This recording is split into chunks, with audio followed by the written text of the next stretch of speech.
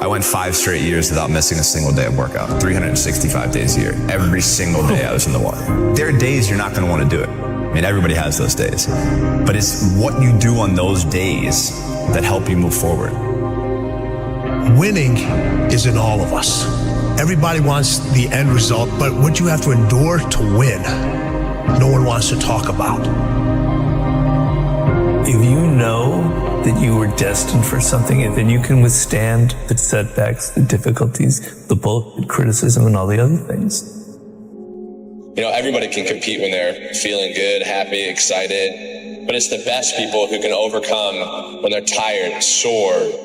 Mental power that the greatest athletes have can push all the pain aside. The first time I met Stephen Curry back in 2007, and it was after his freshman year at Davidson, which was before he blew up. No one knew who Stephen Curry was after his freshman year. But I remember there was a few things really remarkable about him. But the most impressive thing was at the end of the first workout, he came over to me and Steph said, "Will you rebound for me? Because I don't leave the gym until I swish 5 free throws in a row." I mean, he was conditioning himself to be in that state. He was conditioning himself to do that and to not accept anything less. Mm-hmm. And, you know, one of the reasons I think he'll go down in history as the best shooter we've ever seen is his ability just to move on to the next shot. But at the root of it is he wanted to be the best. Yeah. He loved competing and he wanted to dominate. The greatest athletes in the world don't make excuses. I wanted to do something that nobody had ever done before. And that started with a dream and a goal. I wanted to be the greatest of all time. And I think I always felt like I wanted to be good at everything I did and be great at what I did. And I never expected to be as good as I was. No matter what you do in life, where you're at, this is what winning takes. And it's in all of us. We all have fear. But if you harness it, it takes you to places that you couldn't even imagine. There's mistakes, there's regrets, there's sadness, there's joy, there's frustration, there's sorrow, there's heartbreak, there's elation. It's all part of it. It's all part of life. You know, I said to myself, I'm going to do this and no one's going to stop me. And I think that's the biggest thing. In order to win, you have to be seen. Winning is everything. It's everything. People are champions when they really see themselves with no limits, when they really see themselves great. Because when you see yourself there, you are much more willing to do the work. You are much more willing to break barriers that others don't break because they don't really see themselves breaking those barriers. And this young guy, Djokovic, is 19 years old and he plays Roger for the first time in a Grand Slam. He's nobody.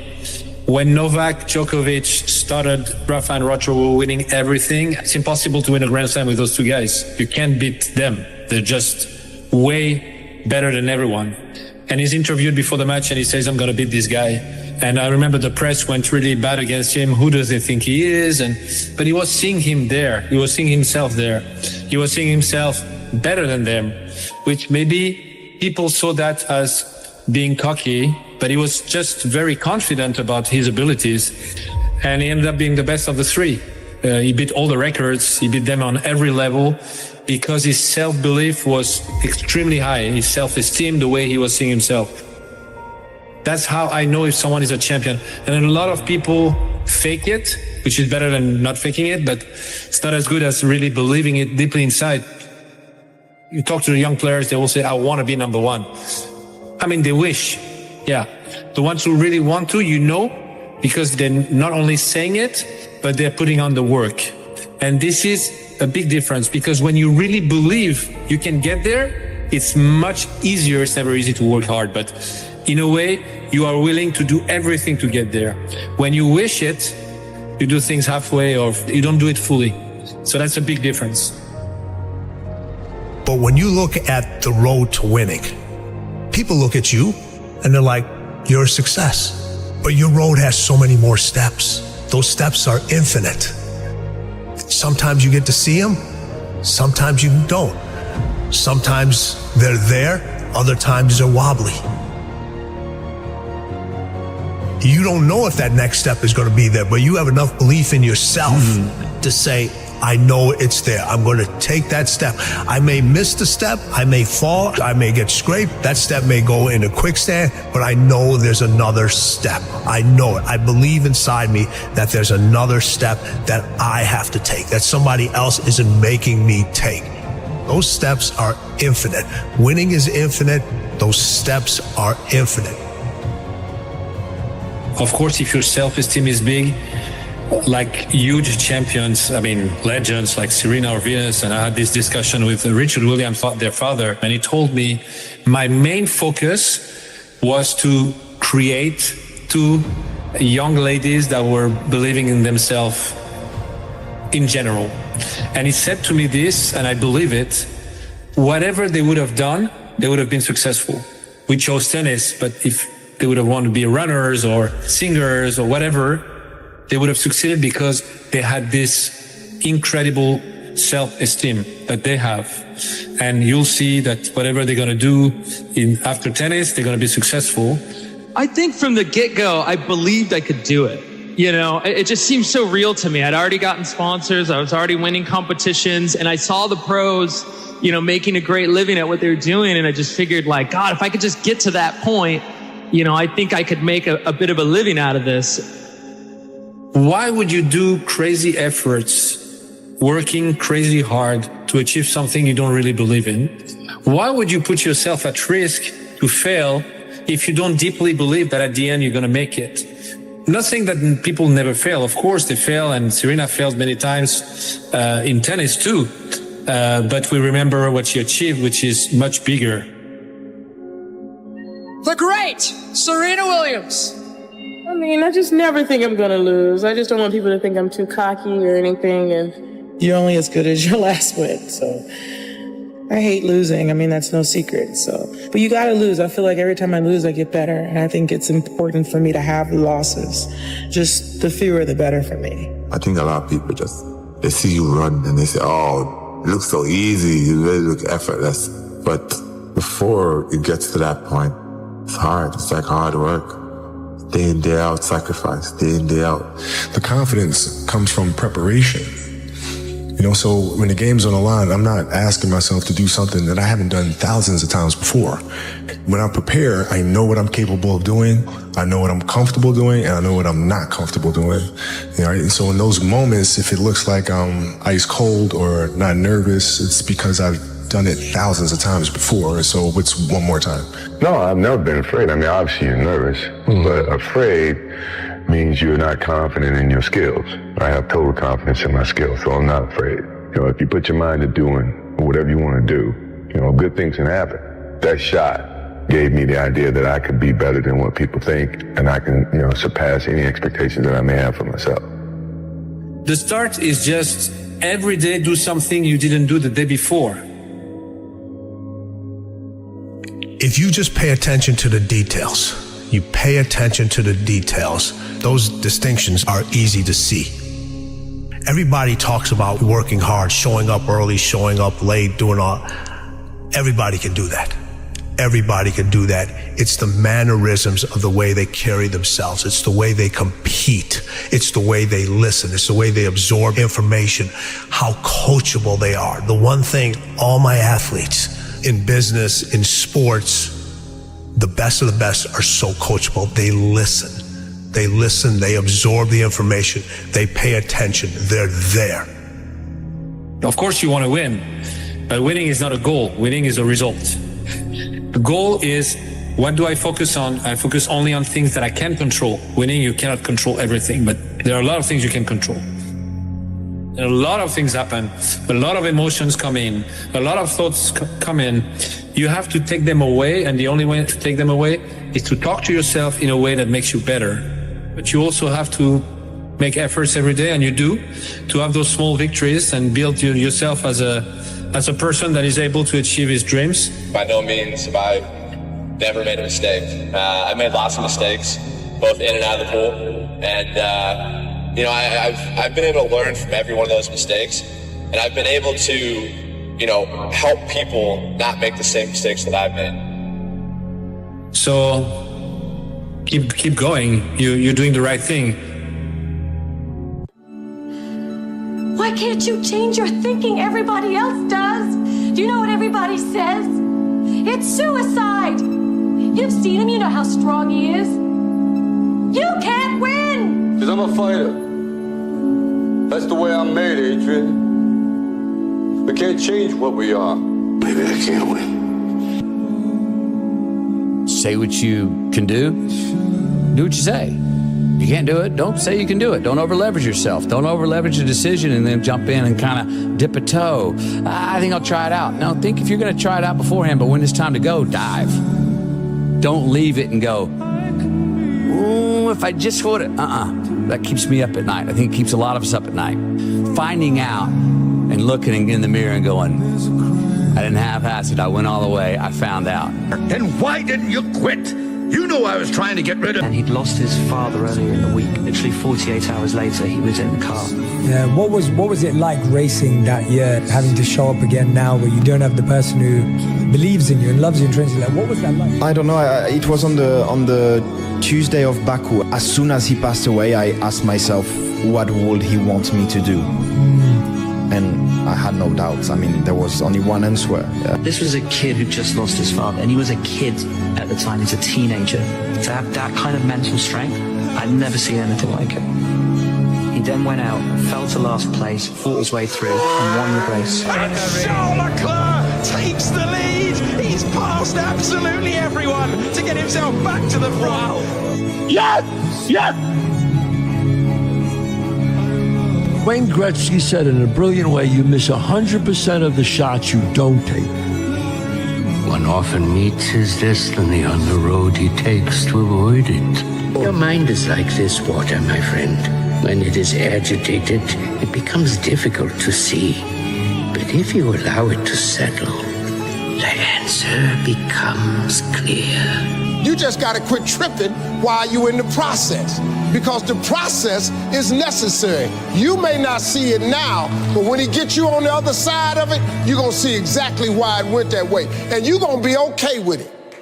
Your strategy and your plan of action, continuously looking for ways to win. When will I know I'm ready? You won't. That's all it is, Miles. A leap of faith. So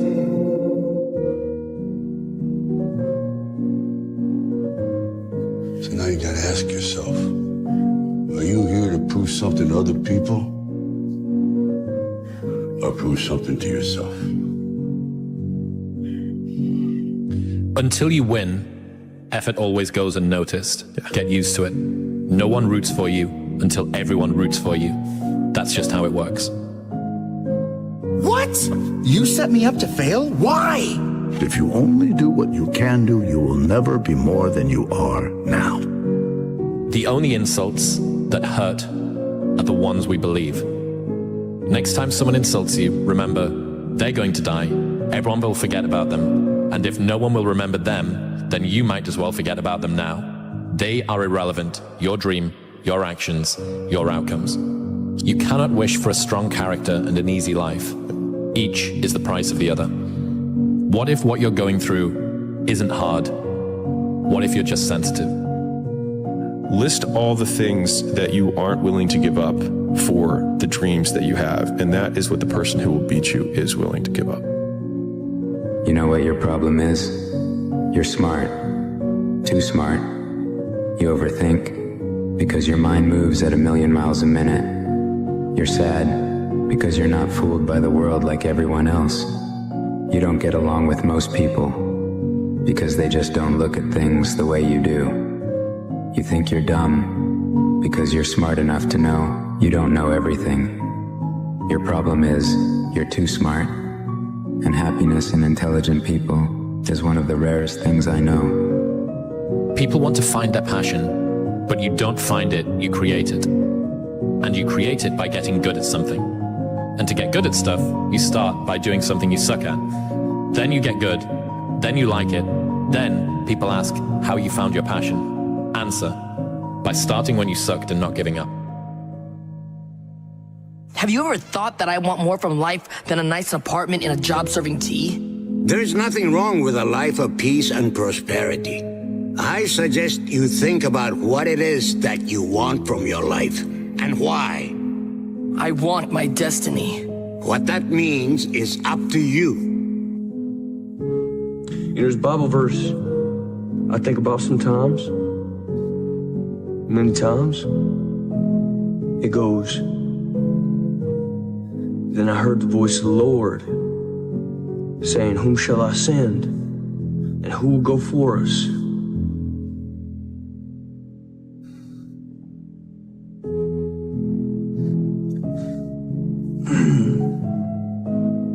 And I said, "Here am I. Send me." When I had my accident, I found out at that moment, nothing in life is promised except death. If you have the opportunity to play this game of life, you need to appreciate every moment. A lot of people don't appreciate their moment until it's past. Well, if you can be in a bad mood for no reason, you might as well be in a good mood for no reason. If it's not going to change your life, it shouldn't change your mood. If the cost is peace of mind, don't buy it. Don't ever pass up an opportunity to be of encouragement to other people. Don't ever pass up an opportunity to inspire someone. Don't ever pass up an opportunity to empower someone. Don't ever pass up an opportunity to show someone love, because the thing about it, my wound, like you can see this. You can see my arm. My wound is visible. But it's a lot of people in this room that are wounded, and you can't see it. And it's internal.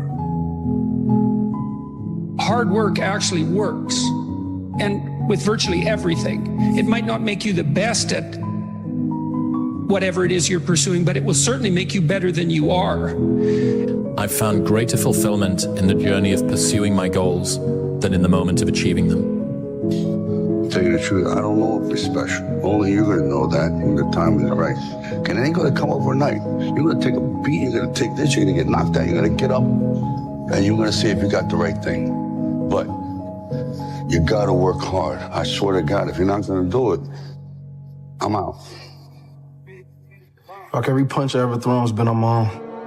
Nobody showed me how to do this. I'm ready. Well, it's to be unyielding.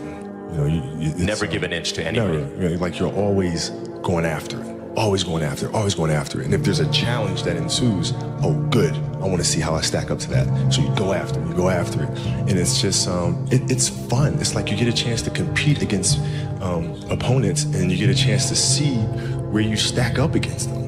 It's like, I want to see, maybe I'm not good enough today. If that's fine. I'll be good enough the next time I see you, though. You know, and you get a chance to always measure yourself. So I guess that's where relentlessness comes from. I wanted to read you a quote from 2013 that you said, "I've lost my mind on this game, like Vincent van Gogh dedicated his life to his art, and he lost his mind in the process." That's happened to me, but... When that gold belt is around my waist, when my mother has a big mansion, when my girlfriend has a different car for every day of the week, when my kids have everything they ever want, then it will pay. Then I'll be happy. I'm happy I lost my mind. How'd you get good at this? Honestly, I've made a lot of mistakes. That's the secret? Just f**k up? It might be, f**k up.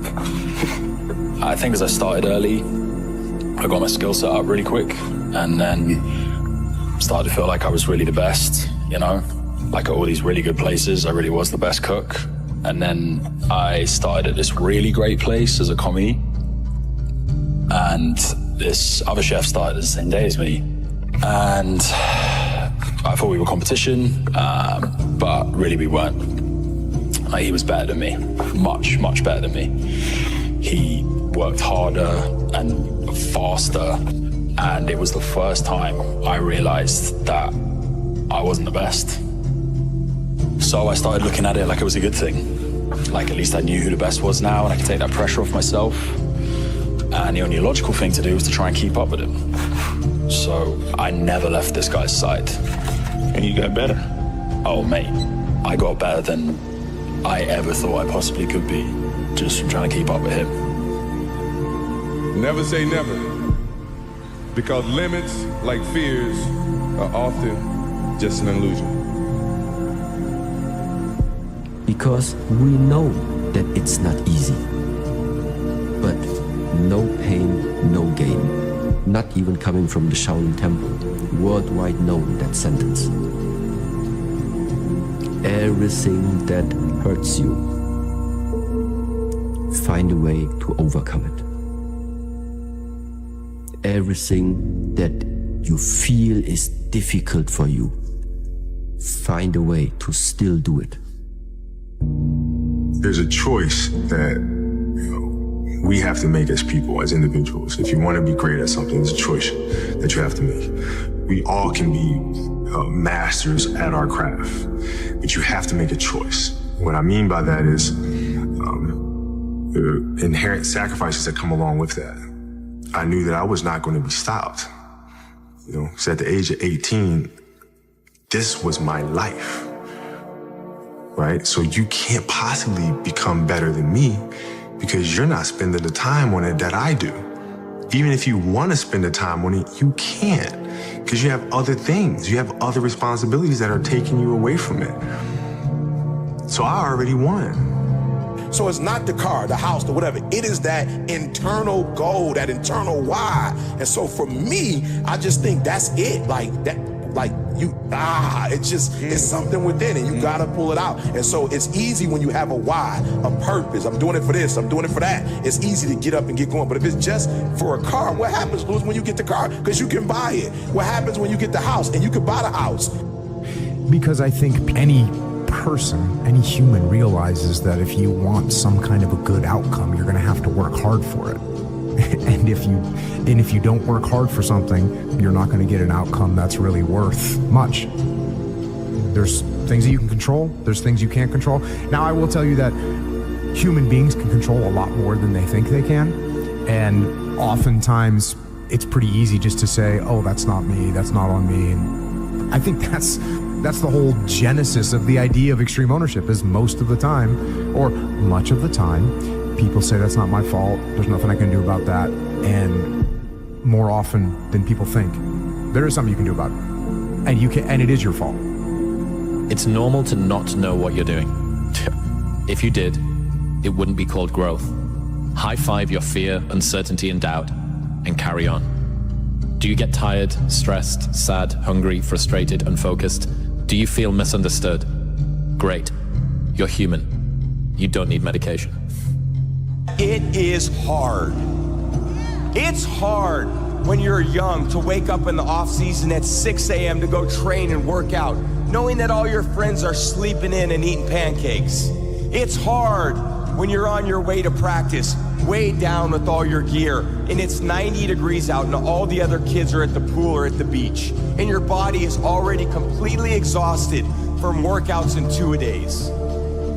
It's hard to throw, catch, block, and tackle, and hit kids when they're way bigger and way more developed than you, only to go home that night bruised and battered and strained, but knowing you have to show up again the next day for just the chance to try again. But understand this, life is hard. You're not good enough. If you quit, you're gonna quit everything hard in your life. And that's a big problem for you. People delay doing things they don't like for longer than it takes to do them. Yeah, we need to be reminded more than we need to be taught. Bad things don't come in threes. Bad things happen, people don't know how to cope, and they allow one bad thing to snowball into more. Bad stuff sucks. The only thing worse is letting one bad thing ruin many good things. So when I was growing up for like 3 years, so from time I was 8 to time I was like 12, we lived in a $7 a month place. And what I call it is I'm always paying rent in that $7 a month home. Every day of my life. I go back and revisit that place, because that place made me this good animal. That place made me this hard man. And then from that place, so that place is hard work. That place is going back to the fundamentals of life. the fundamentals of what made David Goggins, going back in there, going back to the library of David Goggins, studying even more than what I know, taking that out, going back to where I'm at now, and then moving forward. Difficult things make regular life less difficult, because regular life can be confusing, and little things that go wrong and little problems that arise are exacerbated by the fact that you're not accustomed to dealing with hardship. But it was still a kid with a dream and a belief in himself. And for many times I was laughed at and not believed in, but you know what? Nothing external can defeat the internal. The only thing that can take someone down or break you down is internal. Nothing external is strong enough. It's just about making sure your internal dialogue and your internal belief in yourself is strong enough that it can withstand the external. The external is there. You've got to accept it. You've got to embrace it. You've got to understand it and be aware of it. But don't let it seep into your internal dialogue.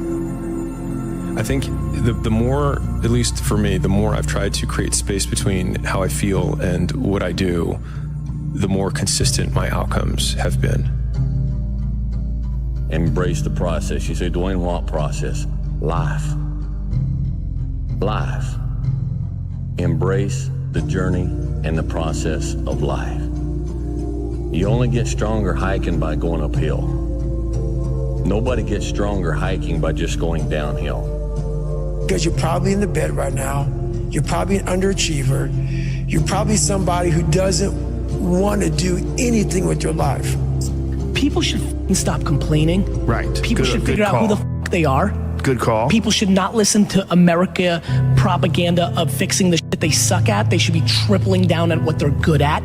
They should be competent in certain areas, but you're not gonna become Beyonce, or like your bone structure is a certain way. Like, you're not going to solve everything. Your IQ can get a little bit better, but don't worry about the incremental. Figure out what puts you on fire and you're halfway decent at. If you're lucky enough right now to be listening and you're good at what you like, become tunnel vision. Because there's way too many voices telling you what and how. The reason most people who are listening right now are not doing that thing is they're worried about the opinion of somebody. And the reality is, we have to get to a place where you're doing you, because the number one thing that scares the fuck out of me is regret. The Lonely Chapter describes a time in which you're growing, you're changing as a person, and you're now so different that you can no longer resonate with your old set of friends, but you're not sufficiently developed that you've got the new set of friends that you're going to grow into. And this is the lonely chapter. And the problem with it is that you're always, the desire to sort of regress back to where you were is always going to be there, and you're going to have uncertainty. There's not even the promise of glory or success or triumph when you get through the other side. What am I pushing toward? You're telling me that I'm not going to go out on this night out with my friends, which I've done for the last 5 years or 10 years in the town that I grew up in or went to university in or whatever. You're telling me that I'm not going to do that because I'm going to get up and I'm going to meditate or read. Who even knows if meditation works, right? Like, you've got all of these questions in your mind, and all of your friends and all of the dynamics and the temptations pull you back toward that. It pulls you back toward the old version of life. Just lock on me for 6 months, bro. Please. I really want you to be great. You got me, I got you. We all we got. Let's see what happens.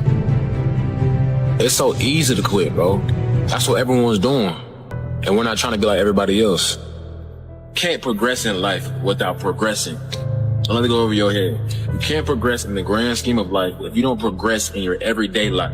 If you don't try to take a step to be better, your overall life won't be better. If you put your head down and lock in on the vision, how could you not win? Only thing that's gonna cause you to lose is your mentality. Why I hate being around negative people. Being an asshole is a weak person's idea of strength. Complaining is their connection. Never let yourself be held back by other people's fears. People criticize what they're afraid to do themselves because bold action reminds them of their own inaction. If you're afraid to be criticized, why do you care about the opinions of those who are too timid to do it themselves? If you are the criticizer, does tearing down someone who has the courage you lack make you better? You have a whole life in front of you. You have years to take part in this life and to do stuff, to accomplish stuff and to enjoy stuff. I think about that. If I was 22 again, and God said, hey, Tom, I'll make you 22 again, okay? Just do something different. Wow. Oh my God. I'd be like a professional golfer this time, even though I can't. I'm lousy at golf. I stink at golf. I would do something that I think in my brain I could never do, which was bodybuilding at one time. I thought I could never do this. It's too insurmountable, it's too crazy, but something in the back of my mind always said, do it, do it, do it, do it. And then, hey, when you get out of bed, life's standing right there to kick you in the face, man. Could be anything. Could be you get up and you walk downstairs, you got a flat tire and you're late for work and you got this and that. Life is going to throw all kinds of crazy shit at you, right?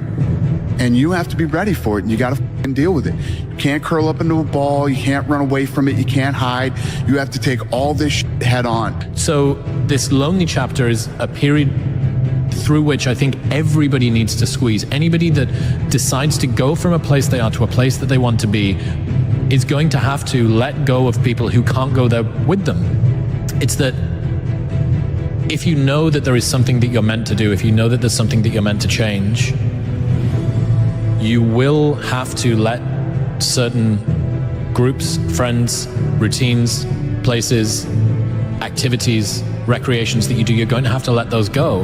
And there is this, the Rocky cutscene lasts for 90 seconds in the movie, but it can last for 5 years in your life. And you have no idea whether or not it's even going to work. And that's the bit that always got to me. The bit that always got to me was I didn't even know if there was going to be any glory on the other side. It's like, you think, well, I'm just stood here doing the thing, but I don't know if it's going to come out on the other side. And I can promise you, anybody that has done anything, moved from any place they were to any place that they want to be, has gone through this lonely chapter.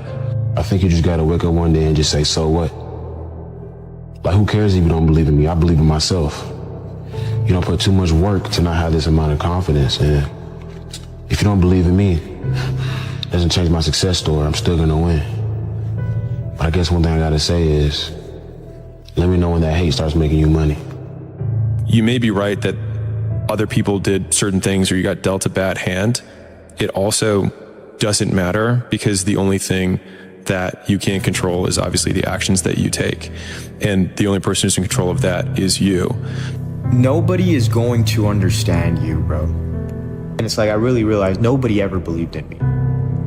Like, you have to believe in yourself. If nobody else is gonna understand, then you have to make sure that you understand and that you believe in yourself, because that's where it starts.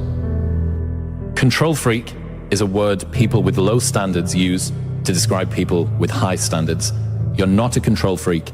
You just want it done right the first time. You're not anxious. You care. Do not expect mediocre people to support world-class goals.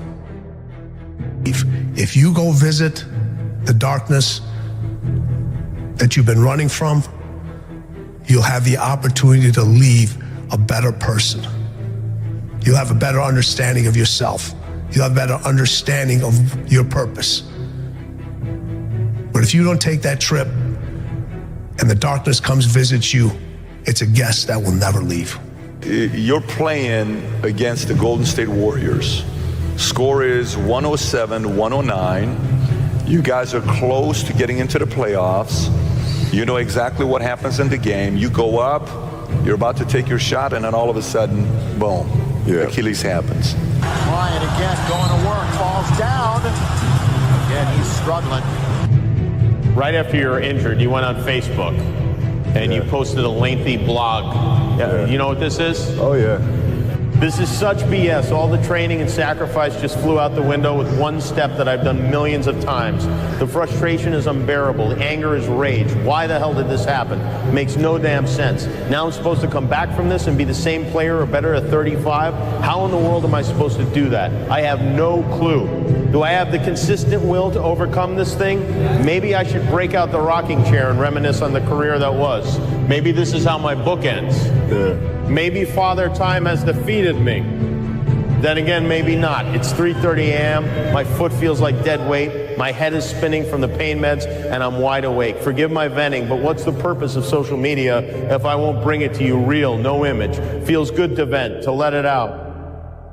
To feel as if this is the worst thing ever.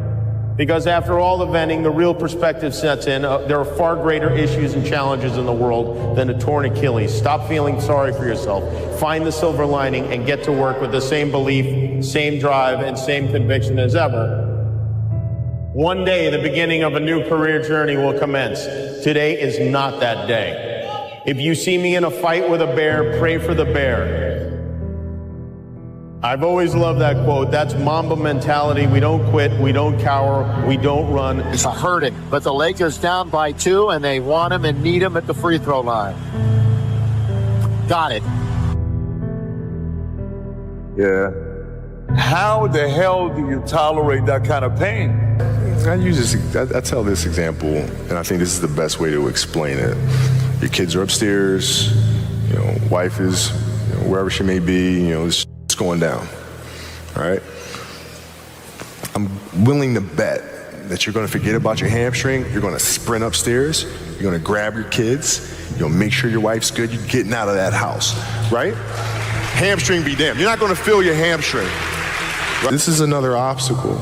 This obstacle cannot define me, it's not gonna cripple me, it's not gonna be responsible for me stepping away for the game that I love. I'm gonna step away on my own terms. And that's when the decision was made that, you know what, I'm doing it. I'm doing it. Disgust. Disgust. Disgust is a negative emotion, but it can have a very positive, powerful effect. Disgust says, I've had it. What an important day that could be. Most people will not understand your obsession, your drive, and your determination. Success is a lonely journey. That's just a reality. And most people are not going to understand why you're so driven, why you're so obsessed. And if you try and make them understand, you're going to end up frustrated. The best advice I can tell you is go on the journey by yourself.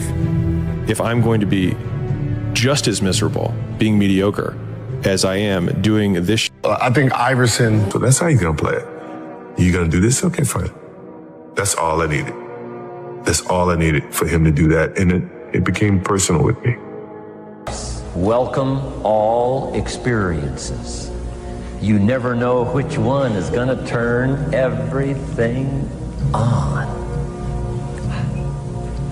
Don't put up the walls. The same wall that keeps out disappointment keeps out happiness. Take down the walls. Go for the experience. Let it teach you. And here's the last one. Resolve. Resolve says I will. Two of the most powerful words in the language. Benjamin Disraeli said, nothing can resist a human will that will stake its existence on its purpose. Shortly put, I'll do it or die. My whole thing, Joe, is I'm so grateful. I'm so optimistic, man. I'm always looking for light in every situation. And I think that's the way I deal with things. I always believe there's going to be good at the end of the day. That's just how I am. And I'm just so grateful. Where most people will be so upset with themselves and all this type of stuff, I'm really not. I believe that my best years, my prime is even still ahead of me. So I'm not even tripping about it. Do not be the caught cynic. The ability to express wonder and amazement and seem like you mean it is a rare and dying talent, but one still greatly valued. First thing is you gotta be selfish as hell. You gotta be selfish. I don't give a f. It's to sacrifice, but without great sacrifice and without great risk, there is no such thing as great reward. You have to have, and I don't like this word, but I'm gonna say it because it's true. You have to be a little maniacal with this shit. Maniac, right? That word isn't good in a lot of situations, but when you're pursuing your destiny, when you identify with your destiny, you have to be selfish, you have to be maniacal, you have to be uncompromising. And you have to move in a way when it comes to those three things, when you function completely in a way where it's an unwavering faith. Like, it don't matter how f***ed up that shit might look. It don't matter how much it feel like it ain't gonna work. People say I'm conceited, I talk too much, but they must have pity on me. It's hard to be humble when you're as great as I am. We have been fed this line of horse that you're supposed to seek comfort. And I don't think you are. I think you're supposed to seek lessons, and you're supposed to seek difficult tasks and accomplishments. And through those things, and through doing things that are hard to do, even if it's just a 90-minute hot yoga class. I do a 90-minute yoga class, man. Those last 20 minutes, I do not want to be there, man. And I definitely don't want to give 100%. And I can cheat. I can kind of half-ass it. But if I don't, and I get through it, when that time is up and the lady says namaste and everybody gets up, I'm like, man, I made it. You know, I lost 15 pounds. My yoga mat is drenched to the point where I can literally wring it out and fill a jug up with water. But through that struggle, I will now have a better day, and I better do it again tomorrow. Why you need to go all in. The main reason you need to go all in is because you have nothing to lose, bro. When you think about it, guys, you're already broke, okay? And we know that you're not gonna save yourself rich, okay? And we know that if somebody else is all in and you only have half of your foot in to the water and you're not ready to jump, that guy's gonna beat you every single time. If your job is to try to be the best basketball player you can be, right? To do that, you have to practice, you have to train, right? You wanna train as much as you can, as often as you can. So if you get up at 10 in the morning, train at 11, right? 12, say 12, train at 12, train for 2 hours, 12 to 2. You have to let your body recover. So you eat, recover, whatever. You get back out, you train, start training again at 6. Train from 6 to 8, right? And now you go home, you shower, you eat dinner, you go to bed, you wake up, you do it again, right? Those are 2 sessions, right? Now imagine you wake up at 3, you train at 4. You go 4 to 6, come home, breakfast, relax, blah, blah, blah. Now you're back at it again, 9 to 11. Right, you relax, and now all of a sudden you're back at it again, 2 to 4, and now you're back at it again, 7 to 9. Look how much more training I have done by simply starting at 4, right? And so now you do that, and as the years go on, the separation that you have with your competitors and your peers just grows larger and larger and larger and larger and larger. And by year 5 or 6, doesn't matter what kind of work they do in the summer, they're never going to catch up. But I think that's good advice. Don't be a follower, be a student, right? Take advice, but not orders. Take information, but don't let somebody, order your life. Make sure what you do is the product of your own conclusion. Make sure what you do is the product of your own conclusion. Not to do what someone else says. Take what someone else says, process it, think about it, ponder it. If it makes you wonder, if it makes you think, then it's valuable. Then when you go take action, make sure that the action is not what somebody told you to do. Make sure the action is the product of your own conclusion. The biggest difference between people who win and people who lose is that winners expect to win. Winners are not surprised when they win. Like when I win, I don't overly celebrate because I expected that to be the outcome. Amateurs, when they win, they're surprised, and then they over-celebrate. And like I said, when they over-celebrate, they become ineffective because they're taking their eye off the game for way too long, right? I won the week this week, and then they talk about that 1 week for the next 6 weeks. And the next 6 weeks, the guy who expected to win is still going just as hard. So it's an expectation. That's the difference between winners and losers that I think in terms of not so much their self-talk, but just their attitude. You're gonna know what it's gonna be like to make it personal. Because I'm gonna make it personal. Because it's always been personal to me. You identify with this gift. We all got the gift. There's something that we've all been blessed with. At some point, if we listen to that little thing that speaks to us inside. Some people call it instinct. Some people call it a vibe. Some people call it an energy. Whatever the fuck you call it. Some people call it a voice. Whatever that thing is, bro. If it sparks the thought that changes the whole trajectory to what your life can evolve into because you took a second to listen to that shit, you are identifying with your blessing. You are identifying with your gift. And at that point, Learn what the fuck it is and become one with it and walk in your purpose, bro.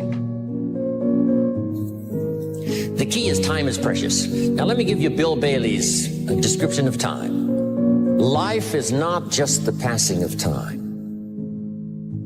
Life is not just the passing of time. Life is a collection of experiences, their frequency, and their intensity. Life is not just watching the clock tick away. Life is a collection of experiences, their intensity, their frequency. When my friend Mark died at age 44, someone says, that's young to die. But what if he lived 4 lifetimes in one? It might not be too young. So here's whatever the span of your life turns out to be, here's what you want to fill it up with: experiences and the intensity of those experiences. And if you lose that, not only are you not going to be successful in life, you will also lose yourself, and you will be you'll be unhappy, you'll be you'll be alienated from who you are. And you can get away with that when you're young because you're happy, you look good, you've got energy, things are going right. You get into your 30s and you're like everybody else, and you don't know who you are and you don't know what you like anymore, and you're just following the trends. You start to get depressed and you start going down this rabbit hole, and things can turn really ugly. So you need a bit of courage in life. You need to go, okay, I am weird. I am strange. You know, lean into it. So when I had the 48 Laws of Power, when I first wrote the book, without it being published yet, it was a very strange looking book, and it reflects my own strangeness. Things on the margins, stories, everything broken up, images, quotes here and there. And what a time now for us to take this dream and not let it die. Take this dream and give it life. Take this dream and breathe into it your own personal spirit until finally it becomes a flame that burns around the whole world. Let's go do it now. Well, I mean, because I think the greatest fear that we face is ourselves, actually. You know, I think it's not anything that's external or anything that's superficial. I think the greatest fear you face is yourself, because, you know, we all have dreams, and it's very scary sometimes to accept the dream that you have. And it's scarier still to say, okay, I want that. It's scary because you're afraid that if you put your heart and soul into it and you fail, then how are you going to feel about yourself? Right? So being fearless means putting yourself out there and going for it. No matter what, go for it. Not for anybody else, but for yourself. Then here's a philosophy that really changed for me everything. Be so busy giving other people recognition, you really don't need it for yourself.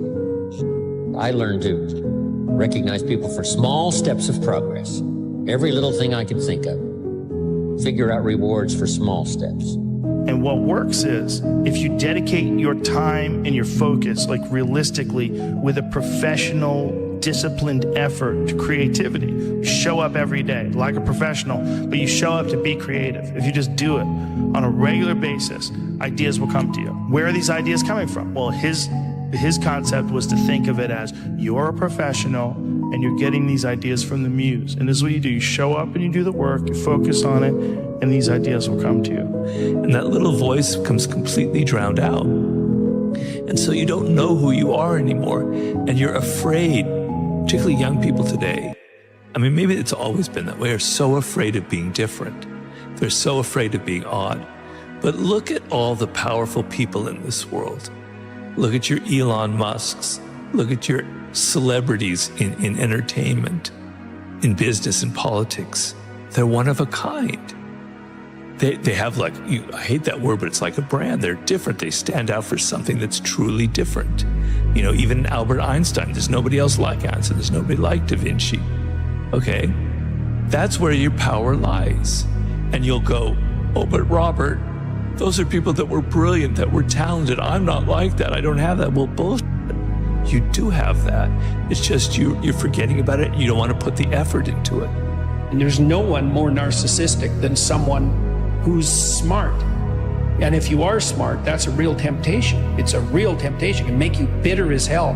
The most bitter people are the smart people who aren't successful, because they feel that their shining light wasn't given due course and that the world should fall at their feet, and didn't. The way the world works, you don't get a gift without a corresponding temptation. And intellect is certainly, it has the same characteristic. You can go very spectacularly wrong if you're smart. And it's pride that does that.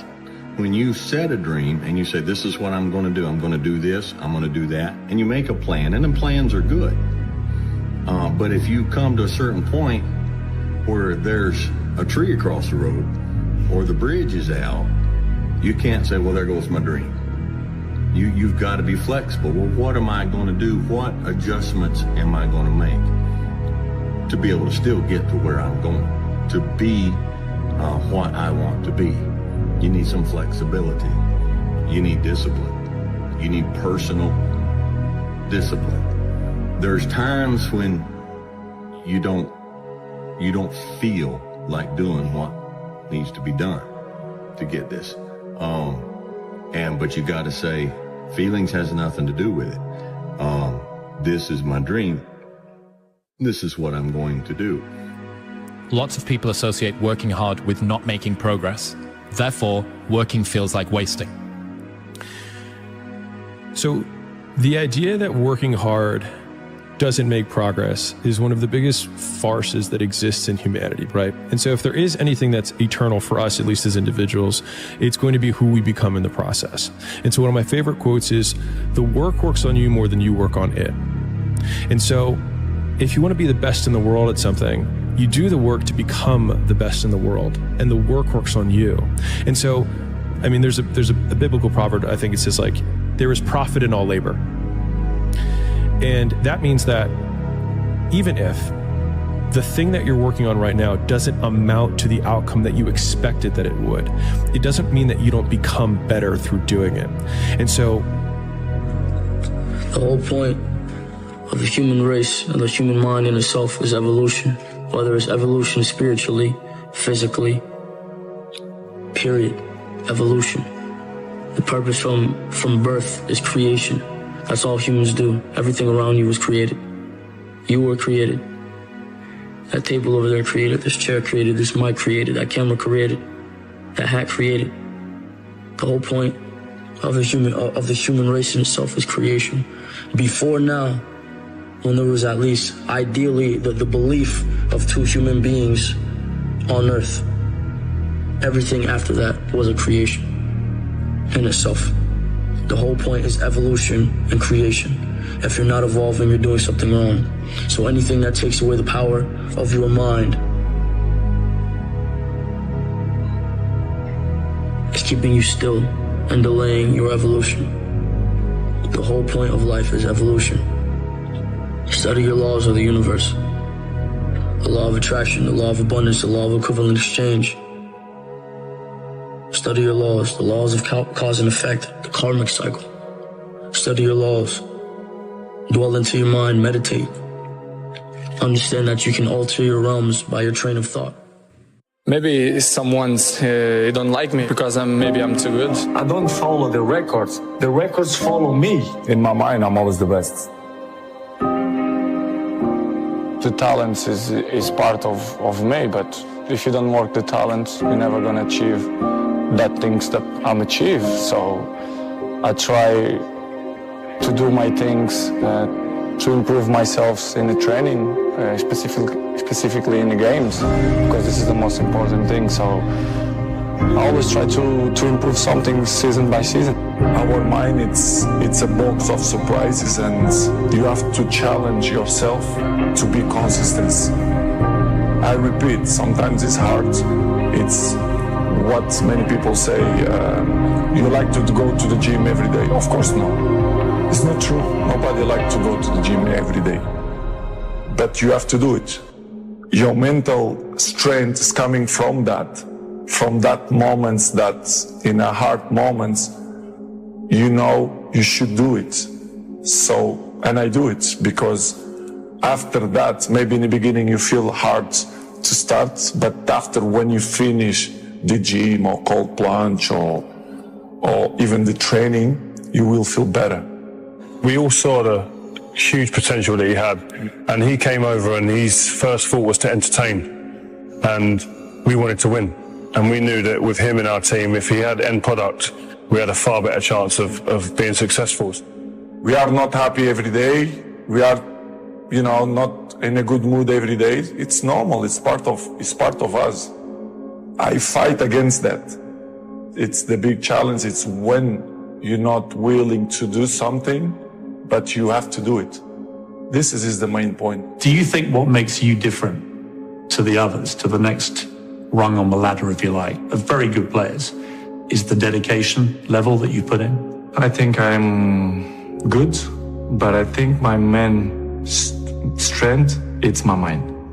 I think it's my strongest point, it's my mind. Because the numbers, they don't lie. If you see during the last 15 years, my level is always kind of the same. So effort, dedication, work hard, because the talent is not enough anymore. And if you're not dedicated 100%, you're not gonna reach the level that you want. Nobody's perfect. We failed too many times. We have so many uncertainty in our life that we have to be capable when we are down to step up. It's part of the journey, it's part of the process, it's part of our education. In my case, I learn the most when I'm down. And it's good that these certain moments happen, because when you are in the top of the wave, you don't see under what's going on. I'm always say to my friends, it's good to have problems. It's the only way that you can improve. The secret is dedication and hard work, to be able to work 100% all the time. This is, if exists words, this is my secret. He's a legend. He's one of these big names that stays forever in football history. But the guy he motivates himself with numbers, with new things. He wants to win the gold ball X times and the golden boot X times, and he wants to not just to play these Euros. He's already thinking that he wants to play the next World Cup. Does he get angry when people say maybe Messi's better? Would that infuriate him? I don't think so. I just think that critics motivates him. I think he feels if people criticize me, it's because I am who I am, and I did what I did, and I still try to do, and he gets that as an extra motivation. I think as an opponent, you should be quiet and don't say a wrong word about him, because that would be always a motivation for him. I think he's the player that everybody knows he is, and mentally really very, very strong. Once again, as you say, it's Cristiano Ronaldo, and it's controversy once again. Why is it always the case with you? I don't know why. Maybe someone's don't like me, but because maybe I'm too good. It is what it is. The life it's completely difficult.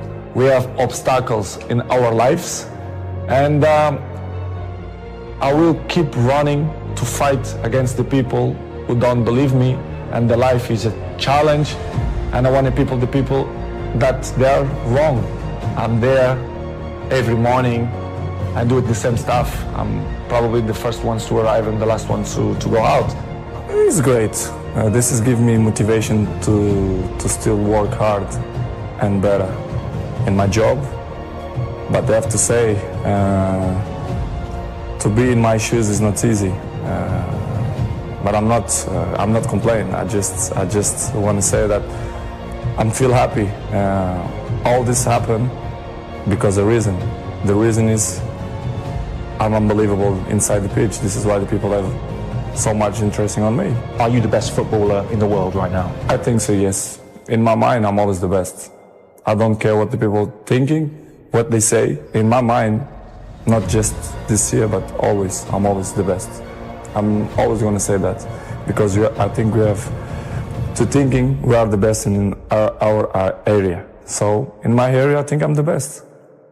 Is there anything that Lionel Messi is better than you at? It's opinions. I respect the opinions. Maybe in your opinion, Messi is better than me, but in my mind, I'm better than him. So it's simple. Is that rivalry a good thing? For me, rival don't exist. The meaning of this word is not, don't exist. Rivals is in a war. This is it. We have rivals. Here in football, no, it's just a game. I think the numbers, they say everything. I don't need to say, I'm a minister of football, I'm a legend. The numbers say everything, so this is, I'm very comfortable. Cristiano Ronaldo, those two just keep pushing each other on, pushing the boundaries of greatness. Exactly, and would they have been able, that's the question that I always ask myself, would they have been able to do this and keep this up, the relentlessness that they've shown without each other? If they was out on their own, no one else around, would they continue to have done this? That's the question. No, they probably do add to the motivation. Yeah, 100%. I think all the great sportsmen in the world have always had that someone else to feed off. And I think this is another great rivalry in football. They don't talk about it. Seems like there's a bit of a respect between them. They don't ever mention each other really, but they're just phenomenal to watch. And that people try and make comparisons of who's better, etc. Just enjoy them, man. How much has Lionel Messi pushed you to become a better player?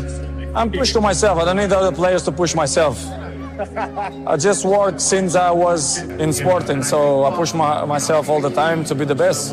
As I say many times, in my opinion, I'm the best because I think we have to think like that, not just in my job, but you have to think in your job you are the best reporter. And I'm thinking like that. If I'm not thinking like that, I'm not going to be stronger than I think I am. But you also love individual awards. They matter to you. It's part of my sacrifice, my obsession to win, to have success. You know, when I say success, it's I work for that. Talent is not enough. I dedicate myself so much that this is part of me. Records is part of me. I don't follow the records. The records follow me, which is different. Are you addicted to winning? Yes, I am. I'm addicted to the success. Because that's the thing that really drives you. Yes, I think so. And I think it's not something bad. I think it's good. It motivates me.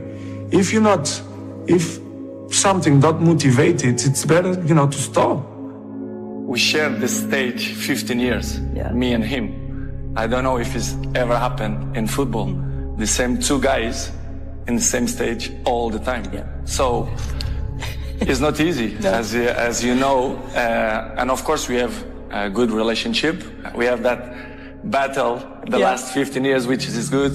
He pushed me and I push him as well. So it's good to be part of history of football. I'm there, and of course he's there as well. When I was at Manchester United, and you think, who was that person who had a massive impact on the club while they were there? And you can't look no further than Cristiano. And you talk about mindset. I don't know a stronger, more determined, obsessed player that I'd share the changing room with, because he was just phenomenal. Why we don't believe that we can do it better? You have to believe, you have to be positive to try to change the things. They only give up to the guys who is weak mentally. This is why I mentioned in the beginning, you have to implant that in your mind, that we are capable to change things. Well, my best works is dedication and hard work. To achieve this kind of things, you need to work hard and, be a great professional, be serious in your job. And this is what I try to do. Been a great debate over the last few years with him and Messi. But I think over the last 6 months, I think he's gone on to another level. I think he's out there on his own. The way he started the World Cup, the way he finished last season. How many times can we say it about him? His improvement, his attitude. And I think a lot of it is not natural ability for Ronaldo. As brilliant as he is, I think it's just sheer hard work, determination, desire, courage. He's got a lot of courage. Wants to get in there. He's brave.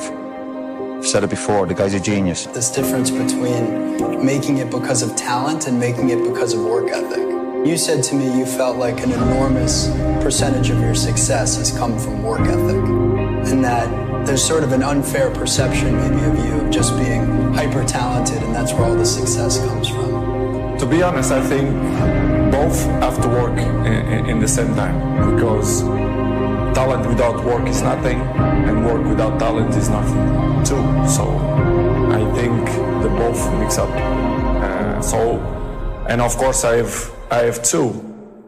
I'm not will say that I have more one than the other one, because if you see my whole career for the last 20 years, my level was high, and this is, as you can know, it's really tough. Not only in a football, but in any area. If you are top for 20 years, is unbelievable.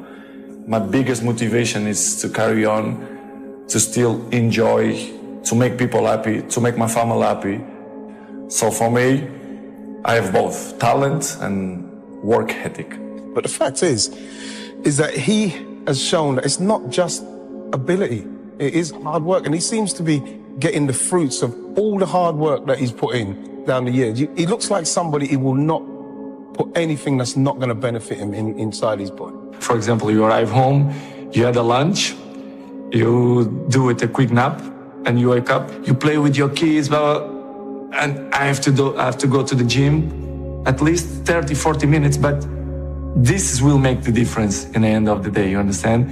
If you not do it that work, you miss one. The next day, it's 2 sessions that you lost, and I know in the end of the day, in the hand, they're gonna make a huge difference. This is why I'm 34 and I look 28.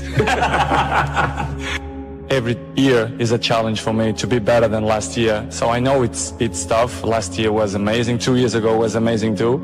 So my job is to continue to work hard and dedicate myself 100% in my job and win trophies, collective and individual too. He said, let's go, and having a lunch after training. Go to his house, he was few people on the table. I look at it, it was just some salad, plain white chicken, no juice, just water. So we have a food, quickly a lunch, and after that, he said, let's go in the garden and play two-touch. I said, Cristiano, we just finished. So we go playing two-touch, after that, let's go for a swim. After that, let's have a sauna, jacuzzi. I was like, Cristiano, why we didn't stay at the training ground? So that's why I said Cristiano deserves everything he got right now. So I'm really happy for him, and he deserves because he works so hard and he's a machine. Rio beat him in front of everyone, so we screamed, and Cristiano was so angry. He sent his cousin by a tennis table. After 2 weeks, he back and he beat Rio in front of all of us. So that's Cristiano Ronaldo. He don't want to lose any game. The discipline is the most difficult thing, not only in the sports, but in the life. I give you the map. You are willing to do that? Yeah. It's the main point, because everyone wants to be Cristiano, but I give you the map. You think you will do it that? I've done a lot in my career. We shed tears of joy. That's a part of the fight game. Blood, sweat, and tears. I must always give thanks to the man above. Always first. Because without God, all this wouldn't be possible. To get something, you have to sacrifice something. And what I did, I put everything aside my whole life. Boxing has always been first. I worked extremely hard to get to this point. And every day I know I'm blessed. I'm truly, truly blessed. And I don't take anything for granted. If you think small things happen. I always dream big. I always believe. I believe in my team. I believe in these fighters. My ultimate goal is to become a $100 million fighter. Once I seen guys like Mike Tyson, and I seen it myself with my own eyes. When I seen that Bentley at the boxing gym, and I seen that diamond Rolex, I said, I want that. And I knew what it took. So I know when my opponent is asleep, I'm out there at 4 or 5 in the morning, chopping trees, working. To this day, because I can retire today. I'm well off, very comfortable, but I got the will to win. Some say the motivation is the belt. Some say motivation is the trophy. Well, I say motivation is the money for me, because the money was able to retire my mother, put my dad in a comfortable position. Even though I transcended and changed the sport of boxing. But being a champion is not just receiving a lot of money or receiving a belt, because I did it thousands of times for free. Before I got to this point, it started by us, my team, me, Leonard, and Nicole going downtown in Las Vegas, Nevada, and feeding the homeless. Those are the things that they don't talk about Floyd Mayweather, because that's what it's about. We give back, but we don't look to the media to get praised. As long as God know we doing a good deed, because when I go do deeds and I don't glorify it to everyone else, I get blessed when I get in that square circle. That's why I keep winning. The 1996 Olympic Games, the semifinals, I think I was one fight away from the gold medal. I'm glad that happened to me. I think that's the best thing that ever happened to me. Because that right there pushed me.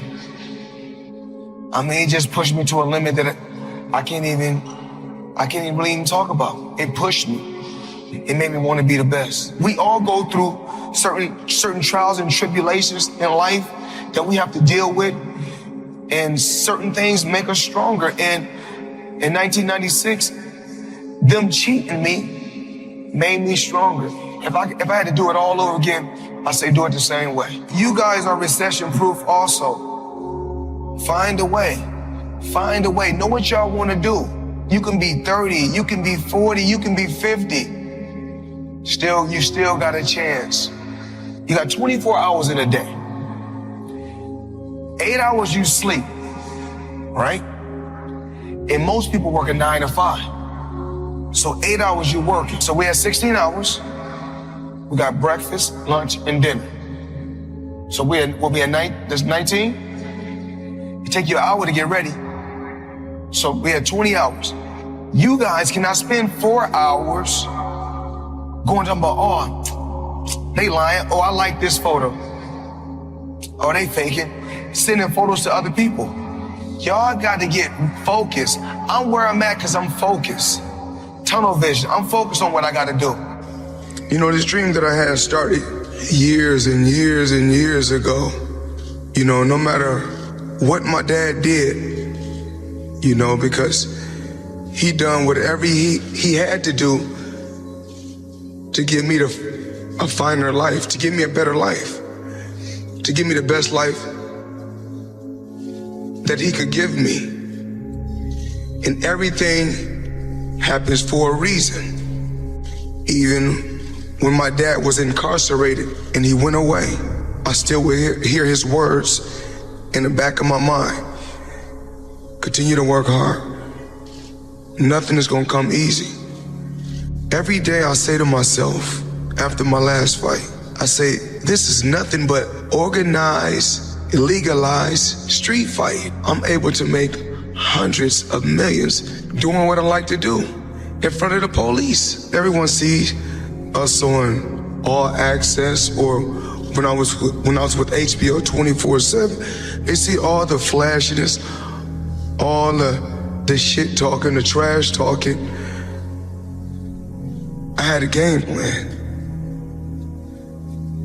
And when I say TBE, it's no disrespect to no legendary champion, because every fighter that's in this room has to feel that he's the best.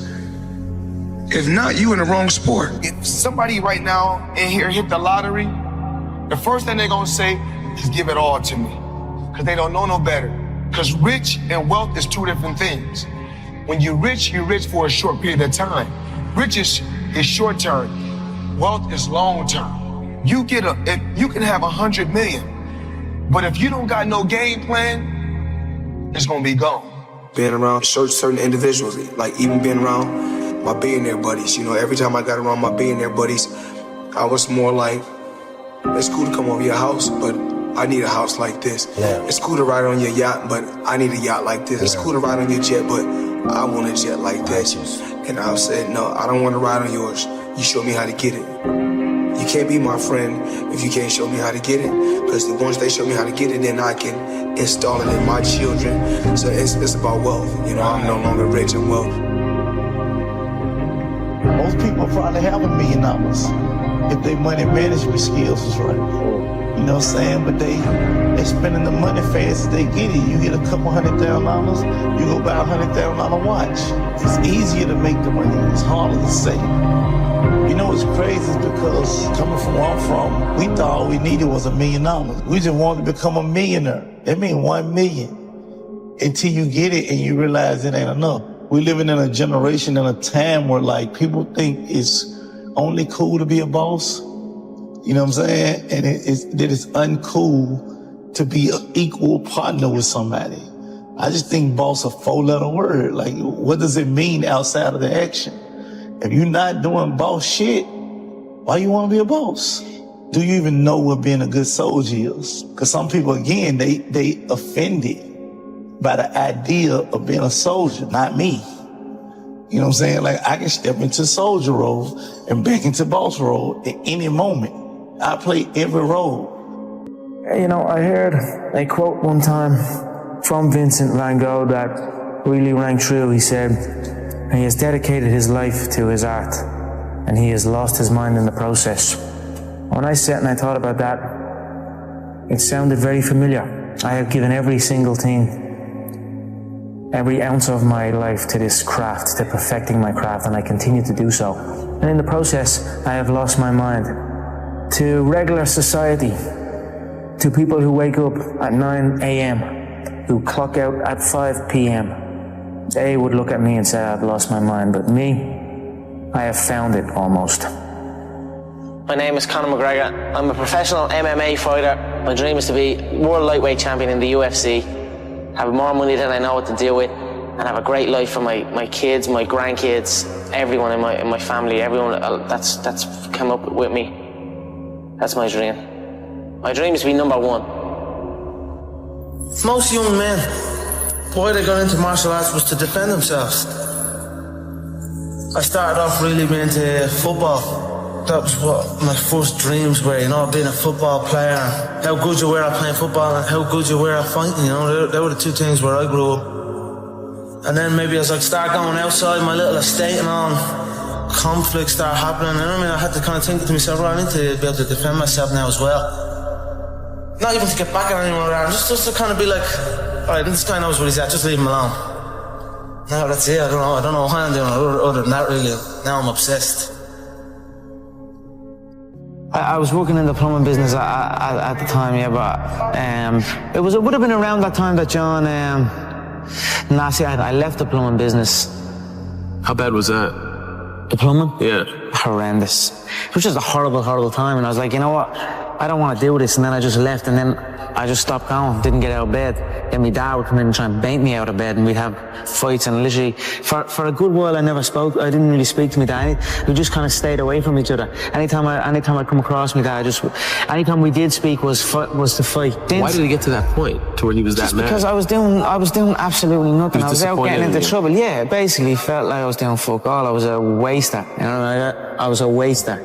Called that a lot, you know what I mean? But the real stress and the real fights come from the mortgage, come from this stress of home. A lot of people are getting evicted from their homes around here. So that's something that I grew up with. That was a big stress in my family. It caused a lot of stress. So I just wanted to give it back and help out and just do that. And my mother and father are still young.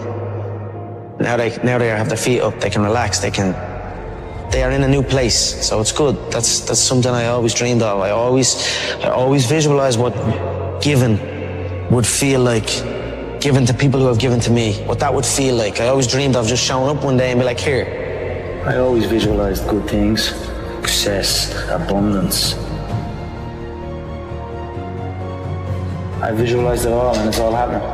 If you have a clear picture in your head of something is going to happen, a clear belief in that it will happen no matter what, then nothing can stop it. You know what I mean? It is destined to happen, and that's what happens. You know what I mean? It's perfect. I'm fighting myself. You know what I mean? Because you are fighting yourself. There is no opponent. You know what I mean? It's you versus you. And that's it. I'm fighting myself in there. I'm gonna beat myself. Not even martial arts, life, you know what I mean? It's always you versus you. If you're competing against other people, you know what I mean? Competing against others, and you're gonna become bitter. Eventually you'll become bitter. But if you compete against yourself, you'll become better. There are no restrictions. There are no limits. There's no one trying to get something from me, or trying to make me do this, or make me do that, or send me here, or send me there, or stop me from going full. I'm free. I go in and do as I please. This is my time now. So it's a beautiful experience, and it's almost an out-of-body experience, and it becomes very, very addictive. So that's what you're seeing here. I'm addicted to that feeling, and I will do anything to get in there and get that feeling again. I truly believe we are all equal as human beings. If we are obsessed with something and we truly pursue our passion with everything we have, regardless of anything else, if you are obsessed, work hard, put in the time, you will succeed. And that is a philosophy that I carry, my coaches carry. And to see LeBron James, who's like a mega superstar over here and a phenomenal athlete, share that belief is inspiring right back to me. It shows that we are thinking correct. You know, this is hard work. This is an obsession. Nothing can beat hard work. If you're doing something and you're not interested or you have no passion for it, you should truly follow your passion. I'm not doing this for this. I'm not doing this for fake acting and pretending I can, you know what I mean? Trying to give emotion to some guy that wants emotion from me for a shot. I can't do that. I don't do this for that. But I understand that it's a double-edged sword and you must do that. I do it for the competition, to step foot inside that octagon, to have that feeling of freedom. So that is why I say I don't feel pressure in there. I do not. I feel free in there. Sounds like you were the last person that would ever give an excuse why you lost. No, there is no excuse. You know what I mean? It's like I've been beat before. You know what I mean? I've lost MMA fights, I've lost boxing fights, I've lost so many fights in the gym, you know, I lose all the time, you know what I mean? So it is what it is. If you, any true martial artist will know, in order to succeed at this game, you must lose a fucking shitload of times, you know what I mean? You must lose many times, you know what I mean? So it is what it is. We all have we all have the same emotions. We have all won and we have all lost. It's a sport. It is what it is, you know. Just get on with it. Look to learn from it, you know. The day you stop trying to learn is the day you start losing, you know what I mean? So I'm always going to learn regardless of the result, you know what I mean? Win or lose, I will take something from it all. And you know the way people say you learn more from your losses and things like that. That is true. You learn a lot from your losses, but as well as that, you learn from your wins. People can say, let's say you beat a guy, and you're at the beating that guy. You're a winner now. You know what I mean? You're a winner. So now I get to take the foot off the pedal. I don't need to learn so much. I'm at the beating this guy. I'm a winner. You know what I mean? That's gonna stop you. That can take over people, especially in this game, when you're signed to the UFC and there's all media things going on and there's people looking for pictures and shit. That can take over. That can make you feel like you're bigger than you are. You know what I mean? That happens to guys. You ever see guys that I see guys all the time coming in that are around this company since day one. Their performances just stay the same. They stagnate. Their performances stagnate. Then they get even worse. You know, they arrive for the fight out of shape, not looking in shape, barely made weight, sluggish. You know what I mean? That's not going to be me. I stay ready. I'm always in shape. You know what I mean? You're not going to catch me out of shape. Win or lose, I'm going to be ready to go. No ego. You know, you can't have an ego in this game. We've all won. We've all lost. It is what it is. Just keep going. Keep doing your thing. Keep working hard. I'm a cocky motherfucker, but if you come in and you get me, I'll stand before you and I'll stand before everyone and say, you got me. I'll get you next time. And that's it. Every human being, everyone in here at some stage, we face loss. We've all lost something. You know, we all know how a loser on the night feels because we have all lost at one point or other in our lives. You need to stop putting your hand out. Everyone wants handouts. Everyone wants things for free. Or everyone, you know what I'm saying? You've got to put in the work. You've got to grind. You've got to go through the struggle. And you've got to get it. If you deserve it, go get it. You know, don't complain. Don't cry. Get the fucking work and go get it. listening to laughter all my career. I've been listening to them laugh my whole career. They've been laughing. What? An Irishman win a Cage Warriors world title? Hell no. You serious? An Irishman? An Irishman win a fight in the UFC? Hell no. Laughs all around. Okay, you gotta win. Now he wants to win a world title? Hell no, he's all talk, he's all hype, he's a joke. Laughter all around at the Joker. Then the Joker goes and wins the world title. Now he wants to win a second world title. More laughter. Listen, the sound of laughter and the sound of doubt motivates me. So I'm enjoying that. I seek that. I don't feel no doubt, or I don't feel that going and fighting any of these other UFC bums right now. They need to rise up. Right now they're down there. I've got this situation where people are truly doubting me, like they doubted me at the very, very beginning. And that's motivating for me. That's what's going to drive me to the gym when I need to go to the gym and to put in that work to get that win. Stripping that all back to the start of your career, a man with a dream, training in the gym day in, day out. If somebody said to you, you'll have or you'll be as successful as you are now, what would you had said back then? I believe you.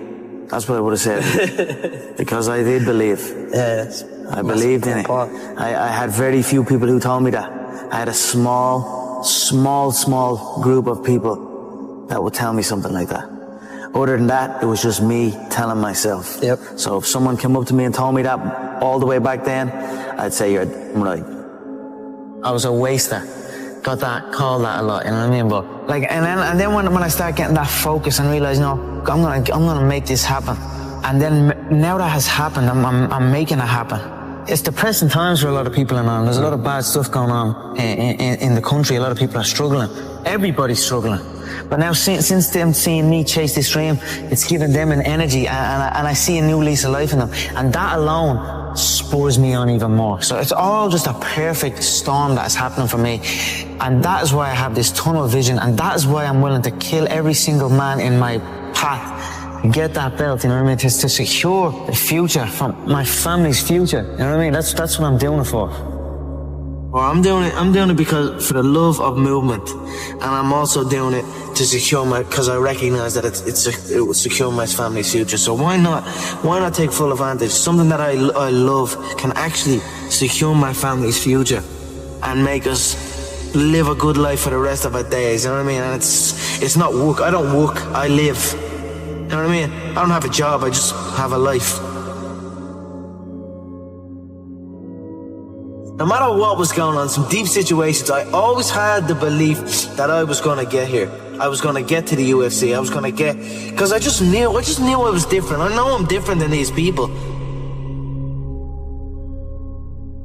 I'm enjoying the fruits of my hard work. Nobody works harder than me inside the octagon, outside the octagon. I am a workhorse, so I'm going to enjoy the benefits of this life. I'm going to get myself a big mansion in Las Vegas. I'm going to get the soft top cars. I'm going to bring my whole team out. I'm going to spoil them and give them this life. We're eating good, we're living good. It's human nature. Some people will sit and take positivity from that. They will look at that and take inspiration and inspire. It will inspire them to go and push forward. That others will shell up and critique it and be negative towards it. But one thing is sure, those people will stay where they are. The people who take inspiration from it will rise up and also one day experience that life. So this is human nature. Some go one way, some go the other way. But I am enjoying my money, my hard-earned money that I have dedicated my life to.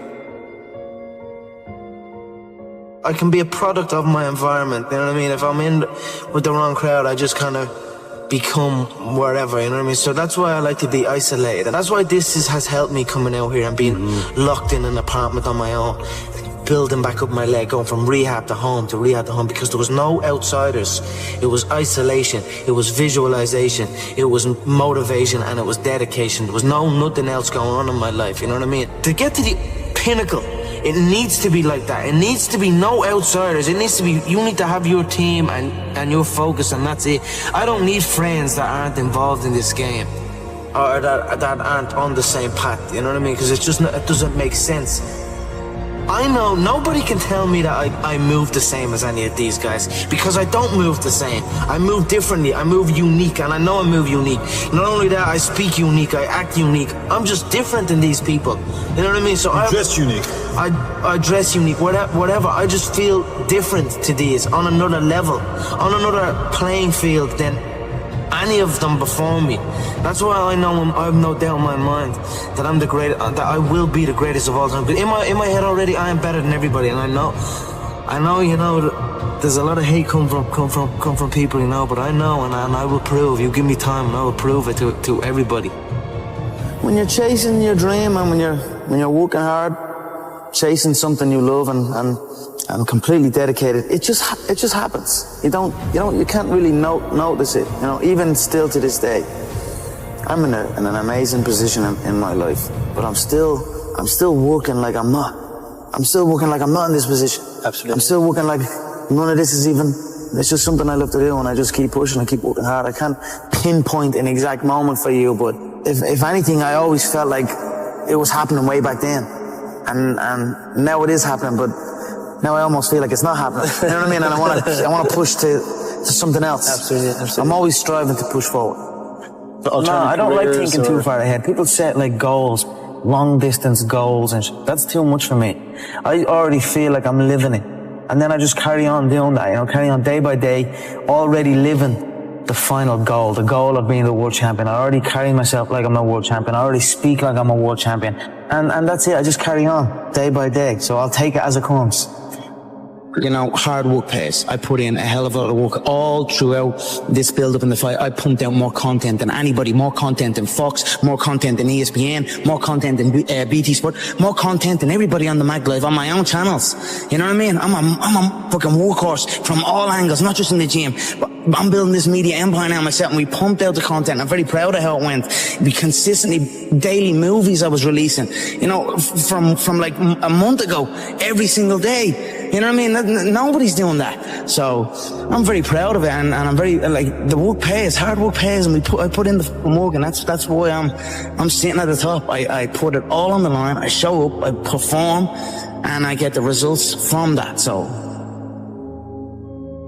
what do you think they'll say about you in 50 years?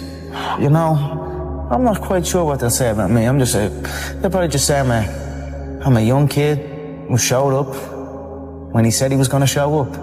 And that's it. I cannot control what people say about me now or in the future. But I certainly know what I am doing, and the stuff that I have done and achieved will live on long after I am gone. I don't think there's a fighter that in the UFC's history that has done what I have done in the space that I have done it. And Saturday night, when I go out there and put Diego away in the first round, I'll prove my worth. He can do it, you know, you never know, but he's not gonna be that easy the way he's been talking. So this is why I call him a clown, you know, so you guys can see everything there. So everybody have a mouth, everybody talk whatever they want. Pressure is an illusion, you know, but I want that illusion of pressure, you know. I heap more on, give me more pressure. So when I put this guy away and make it look easy, which I will do, people will say, how did he do that? You know, let's skip the queue. Let's jump this guy ahead of the queue and put him straight in for a title shot. Saturday night, they're going to see you're going to see a true number one contender here on Saturday night. No, I said I was going to put him away in the first round. I put him away in the first round. It would have to be something special to come over here in my hometown and take this away from me. There's not a man alive that can come on this soil and beat me. So. Dustin thinks it's all talk. But when he wakes up with his nose plastered on the other side of his face, he's gonna know it's not all talk. I'm gonna crack him with a jab, and he's gonna wobble, and I'm gonna put him away early. It's gonna be a first round KO, mark my words. These featherweights don't understand. Until they get hit by me, it's all in the first round, and I knock them out in the first round. You can call me Mystic Mac, because I predict these things. It's the old age, this is the new age. I wanted to come over here to America and show the American public the new era of the fighting Irish, and I brought my whole country with me. If one of us goes to war, they all go to war. Well, this was a huge victory for you. This is your first victory over a top 10 contender. What's next? You know what's next. That world title is next. I'm going to fly to Brazil, and if they want, I'll eliminate Chad Mini Mendes and step in and give the fans what they want. Aldo versus McGregor. This is only my second fight back from ACL. It's been under a year since ACL surgery. I've had 2 fights, 2 first-round finishes. Would you doubt me? You probably did. But would you doubt me now?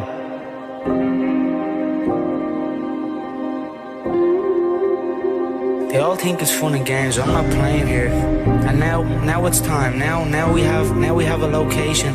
Now Jose is next in line, and he will be the next one to learn that it's not all talk and it's no joke. This is not, for me, this is not a joke. I'm not messing around here. I said I was going to kill everybody, wipe out the division. Now we have 1 man left. Tell Jose I'm coming. My mind is absolutely bulletproof, solid as a rock. I am number 1. So if you are number 1, who gives a if number 2 steps out in place of number 3? At the end of the day, I'm number 1. So it makes no difference who is standing across the octagon from me. I will win. Now you're here the week of the fight. What is your prediction for the fight?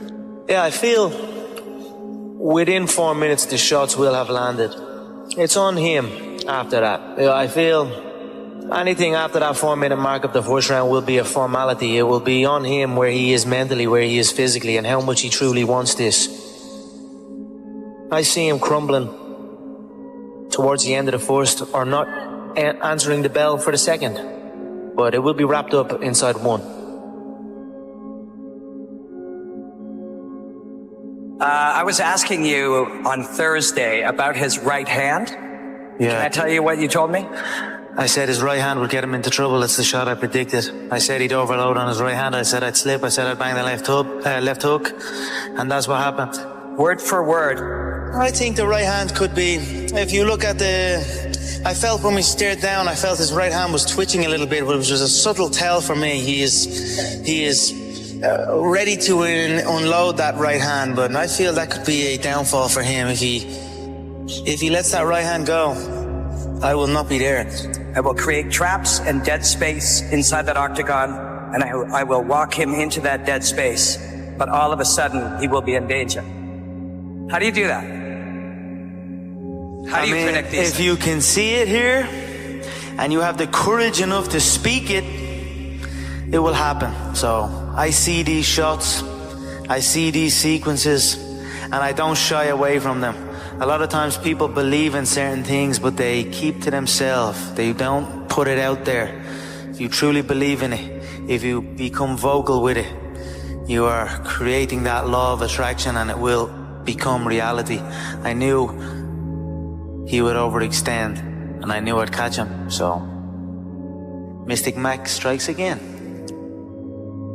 I've always been fascinated by movement, and I always look at people that can move in unusual ways and have complete control of their frame. I don't see them as people that just have control of their body and control of their frame, but they have control of their mind to be able to go into certain positions and balance on one hand, or in unusual positions. To be able to do that, you don't just have control over your body, you have control over your mind. So it's always been something that's fascinated me. And I've always been learning and trying to implement different forms of movement and variety into my game. So it's nice, they called it a fake belt, interim, toy belt, clown, joker, all of these things. So I'll go back and I'll sit patiently and wait and hear what they have to say now. Conor, you've been known to make predictions. You're known as Mystic Mac. What's your prediction for UFC 205? Like I said, he's chinny. He has a chin. He gets cracked, he gets dropped. It's happened throughout his career. He's a weathered fighter. He's on his way out. He's very, very lucky to be in the position he's in. 1 round it will take me to knock him out. The gold belt is what I want. The 2 gold belts. I was a 2-weight world champion in the previous organization. Now I'm on the big stage at the UFC. I want that featherweight belt and I want that lightweight belt. That's my goal. The money is going to come with that. Don't get me wrong. It's prize fighting. I'm after the money as well. But the money comes with the belt. And the belt is what I'm focused on. I don't care about fame. I'm gonna wrap one on one shoulder, I'm gonna wrap the other on the other shoulder, and you're gonna need an army to come take them belts off me.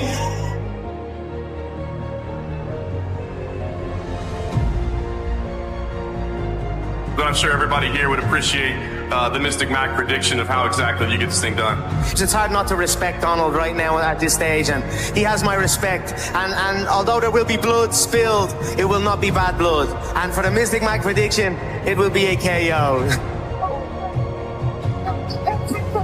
Let's test the overall mysticism of Mystic Mac, of the notorious Conor McGregor. You said under 60 seconds for Dustin Poirier. What is the strike that most often puts Dustin Poirier away in your mind?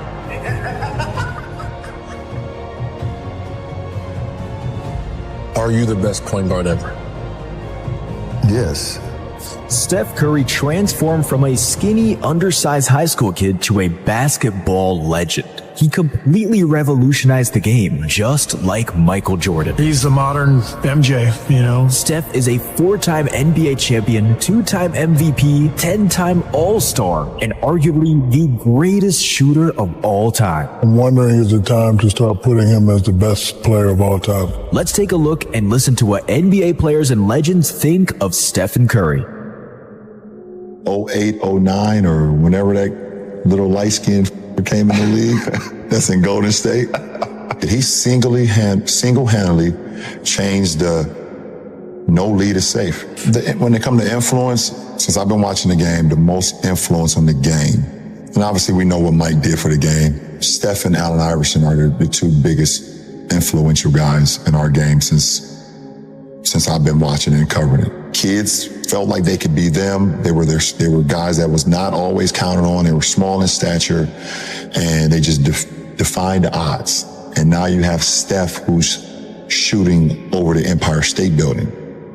You know, it's just like those two are the two most influential when you say the game, how they changed the game, and the kids, and like those are two guys that you just wanted to watch every single night. When you look at me and Steph, I just feel like we're able to do things out there that keeps the normal person walking down the street, gives them hope that basketball can be for them as well. You know, he's just able to do so many special things, and I could go on and on about Steph, but I love that guy, and I love Steph. Hey, you know, a legend in the game. He changed the game. When a guy changed the game, some way, somehow, you got to expand the Mount Rushmore.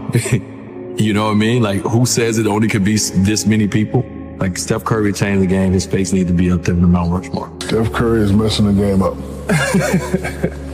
I'm on the internet now, see a bunch of little kids dribbling, shooting 100-footers. To get warm, to start the game. But he's doing something for them. He's giving them a chance. You know, Steph, it probably is the most influential player when it comes to little people. Yes.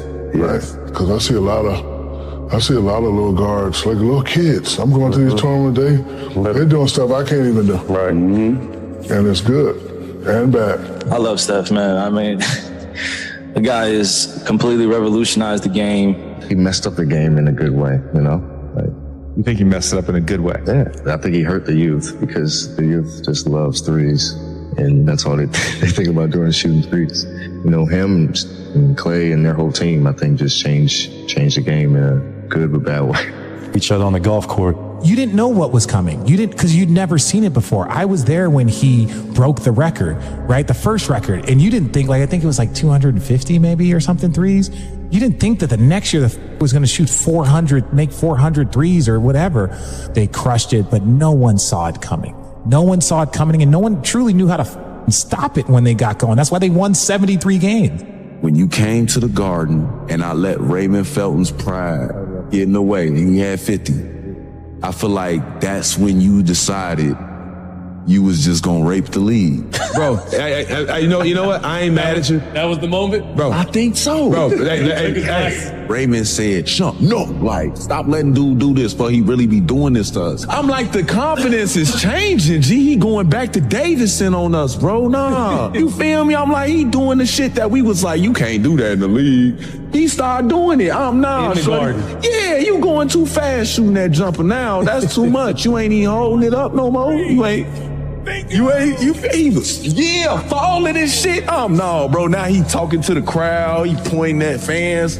I'm like, Steph don't even do that. I really felt like in my heart, like we are birthing an animal, bro. Yeah. I really think of that moment. I'm like, bro, I think we ignited that confidence that came, because after that game, bro, he got very disrespectful. Yeah, he took off. He got disrespectful. He started trying shit. And then the next game, we play the Warriors at home, and this is 2015-16. And my first matchup is Steph. And I'm like, bro. Your man in front of you from the perimeter, bringing a big man away. And Curry hits a 40-footer. You know me.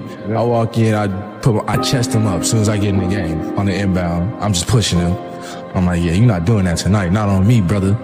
About 36 minutes later and 42 Steph points later. That happens to a lot of people too. Yeah. I'm in the locker room like, nah, this can't be what it's like. I'm taking my stuff out like this ain't it. And then Steph Curry, I'm going to bed at 8 o'clock. Mom, don't call me. My girl, don't call me. I'm locked in right now. Every night. Yeah. It's honestly hell. Be honest with you, I'm not gonna lie to you. I mean, the way he moves without the ball is the worst part. But just the way he moves without the ball, it's honestly their system too. It fits him to perfection. You literally can't ever relax. And I remember game 1 and 2, chasing him and Clay around, and I couldn't make a shot. Everybody's looking at me like, why can't you make a shot? I'm like, I ain't got no legs. But his approach to the game too is special. Just the way that he, sees the game and the way he goes about the game. It was a lot of fun to play them. Obviously happy we won. But it's hell to guard him. They're actually understanding how to play with him now, like how he operates, how he moves when he gives up the ball. It like continues to just run in circles until you fall asleep, and then he shoots it from 30 feet basically. It's borderline at times. It's unguardable. He's tough, and I'm a part of the losing side of history, but I remember watching it, bro, and I was like, yo, he was absurd to watch. Then I played against him, I was like, he's different, bro. He's different, bro. But Steph Curry is the most impactful player on a team in the league. Because the gravity. Bro, the gravity. You have to guard him as well on the ball as you do off. Like, once he gets off the ball, you're probably more scared of him off the ball than you are on. He's the, you know what I mean? He's the modern MJ, I used to see this playing with the Bulls. Half the crowd's got, red 23 jerseys on, and, now half the crowd's got blue and yellow 30 jerseys. Steph is... he transcends the game. He elicits an emotion from people. I think because he's so awe-inspiring with his play that no matter where we go, there are people who are cheering for him and can't wait to see him perform because we've never seen anything like him. Michael did everything in the Air Jordan. He revolutionized the game. He changed the way we thought. The baggy shorts, the black socks, obviously the Air Jordans. Stephen Curry has taken shooting in the art form of it and moving without the ball to a different level. The first thing kids do, they know they can't dunk and fly like Michael Jordan, but they all believe they can shoot like Stephen Curry. And that's the first thing they do is start hoisting up threes to try and be like their hero, Stephen Curry. So you have heroes to most in Michael Jordan, and you have a lot of heroes in Stephen Curry. I see the comparison. And it's like, that's how we feel with you. You know what I mean? And Evan, you can kind of speak to it in terms of like the funny story where it's like, you hear those MJ stories, you see people on the bench. Like, when I watch him and he do stuff, I watch the other team bench. Dudes be like, oh! I told you one time, you told the story before, we were playing one time, you got so hot in a certain instance, I'm like, damn, like, you didn't hit 3 straight, when you hit the 4th, I wanted to like, turn up and be like, yo, go crazy. Go crazy. Because like when you're a fan of basketball, you're a fan of the game, you start to comprehend what you're seeing.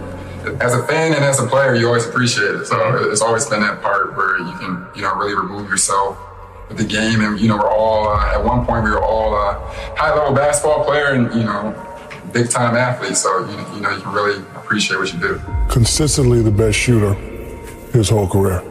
I'm wondering, is it time to start putting him as the best player of all time? Best player? Conversation. Oh, you put him over you? In the conversation. I'm asking you. Yes. You put him over you. You yourself Way put better, Steph Curry yes, over you. Yeah, this is why he's my favorite player. Cause I'm not saying favorite. He might be my favorite too. I played 20 years, watched 20 years before that. I've never seen a guy like him, and he's doing it consistently, and he has championships. You know, for all the chitter chatter, is it time to just put him in the conversation? I think he's a. I'm asking the fans, is it time to start putting him in the conversation as one of the best players ever? When it's all, but really he shoots those shots of the game. Yeah, this is a great time to practice. Like we all stretching, like he's gonna get unlimited of them. We stretching, we get loose. He's chucking it from half court. He's making them, and it's like, all right. So when he gets to the half court with 0.3, and he's asking for it, he makes it. It's like it's no surprise. So like seeing his preparation made me really want to be like, all right, I can shoot from anywhere. 1 second on the clock before halftime. Right. We have the ball out under our own basket, 94 feet away. He looks at the defense.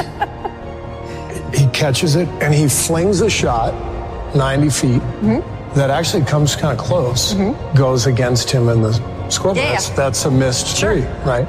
He takes these shots every game. When I played, like most players, you get that ball, it's like, maybe you take a dribble, like, oh, I don't think Big move. Yeah, they're gonna hate everyone. This guy shoots every one of those shots. And I think part of it is he's one of the greatest showmen like that I've ever seen. Like you love to do something that nobody else does. And it took me a while to learn that, like, our first year together, like you were taking some of those threes, and, I had the voice of every coach I ever had saying, that's a terrible shot, that's a terrible shot, right? And then I realized, like, that's part of your superpowers that you love to put on a show. It also wins. This is not like just doing crazy stuff for the hell. This helps us win. Greatest shooter we've ever seen, hands down. The shots that he makes is by far some of the toughest shots I've ever seen taken. Wow. Let alone made. Exactly. Crossing over behind the back, just letting it go, turning around, just running the other way, and then ain't nothing else to be said. When I let this thing go, don't go for the rebound. We need to get back. And that's extreme. I mean, not only is it extreme confidence, but that's a talent, man. That's a talent to have. His dad is obviously arguably one of the top 15, 20, depending on what are you going by as shooters. But for him to make all of those shots off the dribble, pulling from half court, that shot he made against Oklahoma City 2 years ago, coming across half, ridiculous, crazy. Well, but him getting it. Steph is listening to Steph's workout, and I know how OCD you are. People don't understand the amount of energy that he has to use every single day. It's next level. Like, even for athletes, even for guys that do this for a living, you're like, this man has to run around for 48 minutes every single night doing what he does. You don't see that coming. And so it's a compliment to those guys to figure out an equation that no one ever has. And they just dominated with it. The year Steph hit that shot in the corner in New Orleans, I saw that live. I had 16 points in that game. I saw that live. The chef, bro. That's when the chef started taking over. That's when he was like, hey, LeBron is LeBron, but hey, I'm here. It's because Steph is so random. Like, you can practice, but you don't know what he gonna do. There's no rhyme or rhythm to, like, what, because he reading you. Steph is right behind Magic. I can't put anybody else ahead of Steph but Magic. Oh my God. Ever see another Steph Curry? I think this is truly a one-off. He's been a game changer. I mean, Ray Allen probably is getting 3 to 5 a game, whereas Steph is probably getting 10 to 15 a game. So I don't see any players in the league that can really change this landscape unless him and Clay get on separate teams. And to see that he do not get the respect that he deserves from the way that he plays the game of basketball. He's not just a great shooter. He's not just a guy who handles the ball before the games and pregame. Like, he plays the game at a level that I haven't seen anyone play the game. Steph's done economical. Steph's unbelievable. I can't believe the kind of shape he must be in as fast as he runs. Yeah, the whole game, every game. That was said. Yeah. It's what amazed me playing him in the finals. You know, one of the things I said over and over in that series was like, I know they're running fast, but you got to run fast too.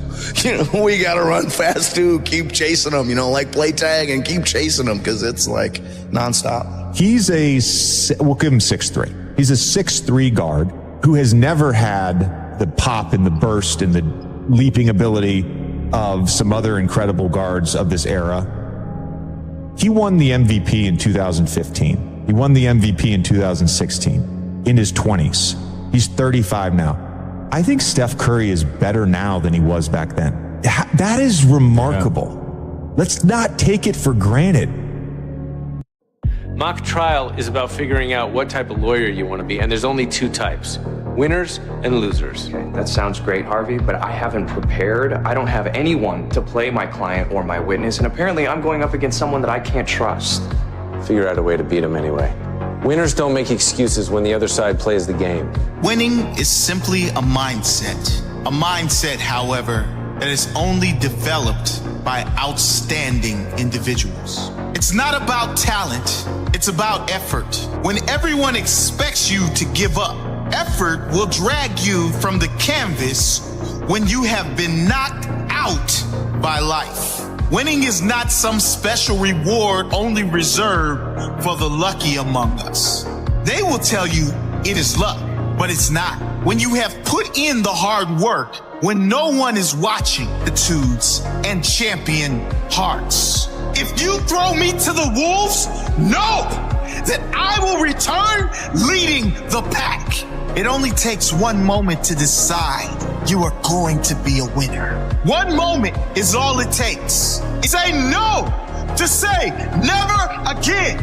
Never again will I settle. Never again will I accept to separate myself from the rest. Win at all costs. Winning is simply a mindset. A mindset, however, that is only developed by outstanding individuals. Are you outstanding? Outwork your competition. If you outwork your opponent day in and day out, you will beat him come game day. There is no question. But you have to have commitment and discipline to be better day in and day out, always giving more than your opponent. One more rep, one more set, one more mile. That is what it takes to get the edge. Winning is what happens when deep down inside you got tired of losing. Winning is what happens when your desire to win is greater than your fear of failure. Winning is what happens when your why is bigger than your opponent's why. When your hunger is greater, no, it won't take second anymore. No longer will I settle. I deserve first. First is mine, and I will take what is mine. Win at all costs. Sometimes it's gonna hurt. Sometimes it might even seem impossible. But remember, it's only impossible if you give up. If you stay in the game, hang in there, give yourself a shot. It is possible. Make sure your opponent, look him in the eyes and look him in the eyes and you will see his fear because he knows he's not ready for you. Not today. This is your time. Refuse to give up. Never settle and win at all costs. When you step out on that field, everyone is equal. Talent, it means nothing. They may be more talented than you, but if you show more heart, if you show more focus, if you just decide this day that you will never accept second place to anyone, if you do that, there's no one we cannot defeat. And there's no one that will want to challenge us ever again. So do you want to go out there like every other player, like every other team? Or do you want to stand up this day to make this day count? Make it count. Leave your heart and soul out on that field. Make them remember who you are. Make them scared to ever set foot on the field with you ever again. Make them remember who you are. They will remember who you are. Make it count. Are you ready? Are you ready? Are you ready? Every tackle, make it count. Every challenge, make it count. Every contest, make it count. Every shot, every pass, make it count. Stand up this day. This day you write your future. You decide who will walk away the winner. No one else. Today, if you go down, get back up. If you feel pain, tell yourself, there is no pain. The only pain that exists is the pain of defeat. And today, we will not be defeated. If your opponent is tough, you must be tougher. Today, we make it count. Today, we set the tone for the rest of our career, for the rest of our lives. That tone is of someone who will not be defeated. A warrior, a beast, someone that is not of this world. Persistence, consistency, resilience, courage, establishing your priorities, mastering self-awareness, maintaining focus, believing that your help is coming. Because if your dream only requires you, it's not big enough. The more you put in, the more you get out. Yes, it can happen. Yes, you can have it. But you can't sit back no more and wait. You listen to me. You can't sit back and wait for it to happen anymore. Now we're going to go get it. We're going to go after it. It's on you. It's time to get back to work. Don't make excuses. Don't blame any other person or any other thing. It's your heart and your fucking soul that you gotta put into this shit. I don't care what you're gonna do, but go out there and make something of yourself, for God's sake. It ain't about how hard you hit. It's about how hard you can get hit and keep moving forward. How much you can take and keep moving forward. I want you to fail, and I want you to get up and do it again. Don't be afraid of failing, because there's nothing wrong with failing. Say to yourself, it's not over until I win. That's how winning is done. Take ownership of your life. Here's the truth. This is the reality. Nobody's going to believe in you until you've already done it. Nobody's going to come and celebrate with you until you've already done it. The work is going to come before the belief, which means you're going to have to work for a long fucking time by yourself with no applause, with no awards, with nobody telling you good job. Because if you really want motherfuckers to believe in you, go out and build something great. Far too many of you worry way too much about other people and not enough about your fucking selves. When you spend your energy focusing on what other people are doing instead of executing on your own opportunities, you are setting yourself up to fucking fail time and time again. And this goes against what society is, right? Society is all about gossip. It's all about talk. It's all about who's doing what. And it's never about worrying about what you're doing. That's why you don't see successful people hanging out with people like that. Because they worry about their own shit, they worry about their own actions, and they worry about how they can get better at it. How about you take the time you spend gossiping and talking about and worrying about other motherfuckers and put that same time into developing yourself? I just beat me. This ain't about nobody else. I don't give a fuck about nobody else. I just beat me. If I can keep beating myself, then that means that I'm in a battle with the only person that I really want to fucking beat, and that's me. If I can continue to outdo me from the day before, then I'm ahead. My number one competition is me. It's always you versus you. You got to be the one to get up every morning, be disciplined, put in the consistent daily hard work, because that gains success. No coach, no trainer, no mentor, no boss can do it. You versus you. Dedication, hard works. Dedication, hard works. Dedication, hard works. On one man army, the world can go against me. I'm still coming on top. I got God on my side. And you gotta get to the point where there's no other human that wants your success for you more than you want it for you. Whatever your hand find to do, execute, execute, execute. You have to begin to fortify yourself. You have to begin to consciously monitor your inner conversation and start talking to yourself. Start building yourself up. Sometimes the only good things you will hear about you are the things that you say to you. Start building yourself up. Start encouraging yourself. Start saying, I can do this. I can make this happen. Change the way you see yourself and begin to tend to the personal details. Understand that nobody's going to take care of your business better than you. You've got to work on yourself. You've got to develop yourself. You've got to talk to yourself day in and day out, selling yourself on you and on your potentials. Stay focused. Don't listen to nobody. What's on your mind, just do it. Because what's destined for you, you're going to get it. Who's the best player in the world ever? Me. In my mind, I'm always the best. I don't care what the people are thinking, what they say. In my mind, not just this year, but always, I'm always the best. I'm always going to say that because I think we have to thinking we are the best in our area. So in my area, I think I'm the best. Do you think what makes you different to the others, to the next rung on the ladder, if you like, of very good players, is the dedication level that you put in?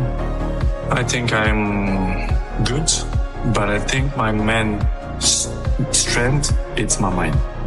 I think it's my strongest point, it's my mind. Because the numbers they don't like. If you see during the last 15 years, my level is always kind of the same. So effort, dedication, work hard, because the talent is not enough anymore. And if you don't dedicate it 100%, not gonna reach the level that you want. For example, you arrive home, you had a lunch, you do it a quick nap, and you wake up, you play with your kids. Well, it's part of my sacrifice, my obsession to win, to have success. You know, when I say success, it's I worked for that. Talent is not enough. You have to. I dedicate myself so much that this is part of me. Records is part of me. I don't follow the records. The records follow me, which is different. Are you addicted to winning? Yes, I am. I'm addicted to the success. That's the thing that really drives you. Yes, I think so. And I think it's not something bad. I think it's good. It motivates me. And I have to go to the gym at least 30, 40 minutes, but this will make the difference at the end of the day, you understand? If you not do that work, you miss one. The next day, it's 2 sessions that you lost. And I know at the end of the day, in the hand, they're gonna make a huge difference. This is why I'm 34, and I look in here. I remember when I was 18, 19, 20s, I'm always look to see the best players, like Mr. Roy, Ferdinand, Roy King, and gigs. This is why I have the successful that I have and longevity, because I take care of my body, my mentality, my head, because I see these guys and I learn from them. When you try and give advice to the younger players, what do you say to them? What do you try and guide them? But I'm not complaining. I just want to say that I'm feel happy. All this happened because the reason is I'm unbelievable inside the pitch. This is why the people have so much interest on me. The league, to win the league, it's a marathon. It's not a sprint, a 100-meter sprint. You have to be consistent. The best players always follow the best players. They want to be in the top of the game because the other ones, they are there. You know, you cannot rest or sleep because the other one can pass you. Of course, we fight with everyone. With Neymar, with Messi, with Lewandowski, with Higuain, you know, with the top of the best players in the world. So comparisons is healthy, and we fight, you know, to be the best. This is why it's my main point, it's my motivation, it's to be better than them, year after year. In my opinion, the main point is they should coming from inside you. You should be. Is there anything that Lionel Messi is better than you at? It's opinions. I respect your opinions. Maybe in your opinion, Messi is better than me, but in my mind, I'm better than him. So it's simple. Is that rivalry a good thing? For me, rival don't exist. The meaning of this word is not, don't exist. Rivals is in a war. This is it. We have rivals. In football, no, it's just a game. Not just in the games. I'm in the training, I'm like that. In the home, with my sisters, with my mom, with my nephews, I'm always try to compete hard and try to win. I'm like that. You know, I never change. Because I like this, I like what I do, I like my life, I'm a happy person. When I'm 12 years old, most of the people told me, Cristiano, you are a very, very good talent player, but you are very skinny, very slim. And I put it in my mind, the body we can improve. We can improve, you go to gym, dedication and hard work, you can improve. So I improve myself. You have to work. I try to do it almost every day. This is why I'm in a top level many, many years. Because I do it extra outside the pitch. because I really like to put myself in the pressure to see what I can do. Maybe sometimes I agree, maybe I have bad image in the pitch because I'm too serious, I take serious. But if you really know me, if you are my friend, if you live inside my house, if you share the day with me, you will know that I hate to lose. The people who call me arrogant, most of them, I like, one day to sit with them and to have a chat with them to see which way they see that I am arrogant, because I think they have to sit with me, to speak with me, to know who is the real Cristiano. What's your secret? Because you're showing no signs of slowing down, Cristiano. No secrets, don't exist secrets. The secret is dedication and hard work, to be able to work 100% all the time. This is, if exists words, this is my secret. It's the last years as a business. I saw many things that I'm disappointing. The passion for the game still intact, but in the same way, I saw other things as well, which is surprised me, but in the same way, it's part of the business, because if you see the world how it is in the moment, it's all business. Everyone take on itself. They are more individual. Listen, you have one game. After 3-4 days, you have to be in the national team preparation for the World Cup. It's hard. Sometimes you have to sell everything and be with your family, take the best decisions. And in this summer, I didn't feel comfortable. I feel uncomfortable the way they treat me, especially the press. They doubt about me, the professional that I am. It's impossible to be 21 in the top of the game if you're not professional. They doubt about me, which is make me feel very sad, because in my life I'm always one of the best professionals. This is why I'm still playing the I-11. I'm always say it's all package, First of all, it's the talent helps a lot, of course. But of course, the ethic of work. You have to put in your mind ethic of work when you are professional. So, and of course, my dream coming true. I was professional. I played in the best clubs in the world. I won the most important trophies. So I'm glad to be in this position. But of course, this is not coming from the sky. I dedicate myself and I'm working hard. And this is why the goals and all the achievements that I get coming from dedication and hard work. In the beginning, when I was very young, I did a lot and do extra trainings to improve my, my skills, the dribblings and everything. But, I think you're working well, because, what I am today is started from that moments that I did weights in my feet and jumping and do dribblings, and I take it off and I feel more faster. So it was funny, and I remember so good, and I'm happy to have this memory, what I did the last, let's say 15 years. So it's good improvement. So this is what I'm trying to do, to be good, to be in a good shape, and try to enjoy the people. This is what I love to do. I have to improve, and I want to improve, and I see myself to do it when I'm retired, to speak from millions of people, advices, how to be a professional player, how to maintain your longevity, how, I'm not a psychologist, but I passed through many things, and I can bubble how to win, which is the most important. I think what it's all about. I have experience I can help many people in that way if they want my help. I will listen to it, right? For sure, especially the young people. I want to be with the young people, to speak with them, not only for them, but for the fathers as well, to put them in the right spot. I see football now as a business, to be honest. I don't understand. They treat your players like a piece of meat. I say, yes, you say everything. It's true. When they want you, when they count with you, they give you everything. When they don't, they try to make a hard life to you. I see football. I'm always say it was the toughest time in my life. It was when I left my family with 11. years old to live in a different world, which is Lisbon, in the same country, but it looked like it's a different part of the world.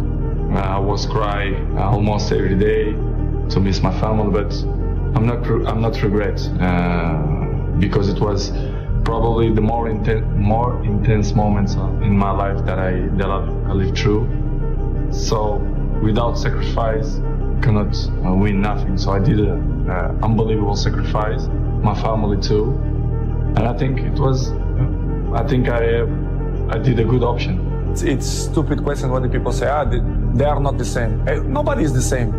Day by day, we're getting old. Every one of us. You understand? It's normal. You have to adapt. And I think nobody in this game have this brain that adapts with his age. I'm not want to be cocky to say that I'm the same that when I was 20. Of course, no. But I'm adapt and I be smart to know my strength, what I'm good to do. And I'm still playing the high level and I score goals and I will continue to score goals if my mind is clear and happy and if the people surround me that help me to be a successful player, especially the coach, the president, directives. But when you feel that the energy don't go surround you, it's difficult you to be yourself, which has happened. This is what's happened with me. When I arrive in Manchester United, I always be available to help the team to do the good things, to put in the right spots, to compete with the best teams. But it awards to advice to the club because the trophies that I won, individual and collective, I think I can help a lot. But when the infrastructure is not good, they criticize me when I don't speak. Of course, when I'm going to speak, they criticize me even more. But it's something that I can deal with that. I know I'm going to disappoint a few people. Maybe I'm going to make happy a few people, but it is what it is. The life it's completely difficult. We have obstacles in our lives. And I will keep running to fight against the people who don't believe me. And the life is a challenge. And I want the people that they're wrong. Nobody is perfect. Episodes in the life we all have. It's part of the human beings. It's part of me to be a human being and father as well. I always will commit mistakes, but I don't know. It's hard to tell you right now what's going to happen in the World Cup because my focus is always for the World Cup, for the Portugal national. Proud of yourself and look in the mirror and say, listen, I give everything. And I think we have to believe on that. If not, it will be a nightmare. Sure, I'm in history of football, what I did and what I'm continuing to do. But one of the best players in history, for me, the number one in history. But for some fans, the number one, for the other ones, the second, doesn't matter. I know I'm in history of football, one of the greatest ever. When you have a tombstone, when you die and you have your own tombstone, okay, and it says, here lies Cristiano Ronaldo, how would you like to be remembered as a man? You can write your own tombstone. Sacrifice greater than reward. This is so true. And when you do these things, you'll start seeing that, okay, well, I used to do this. And when you go out and you don't do it anymore, it's very, very clear that you've made the right decision because your friends will still be doing that. And you'll find yourself that you don't fit in with the crowd anymore. You just don't fit in. Do you want to be the best? Yeah.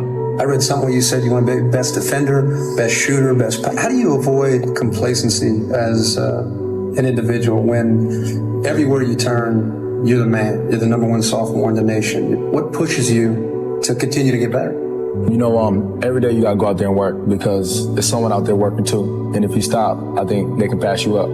So every day, my coaches push me, I push myself, and my teammates push me. My mother brought me up real good. And it's pretty easy because the way I was brought up, and she taught me so much things besides basketball. And that helps me be level-headed. If all you guys are going left, it's that one person who say, you know what, left's not the right way. I'm gonna go right. Who didn't follow the crowd.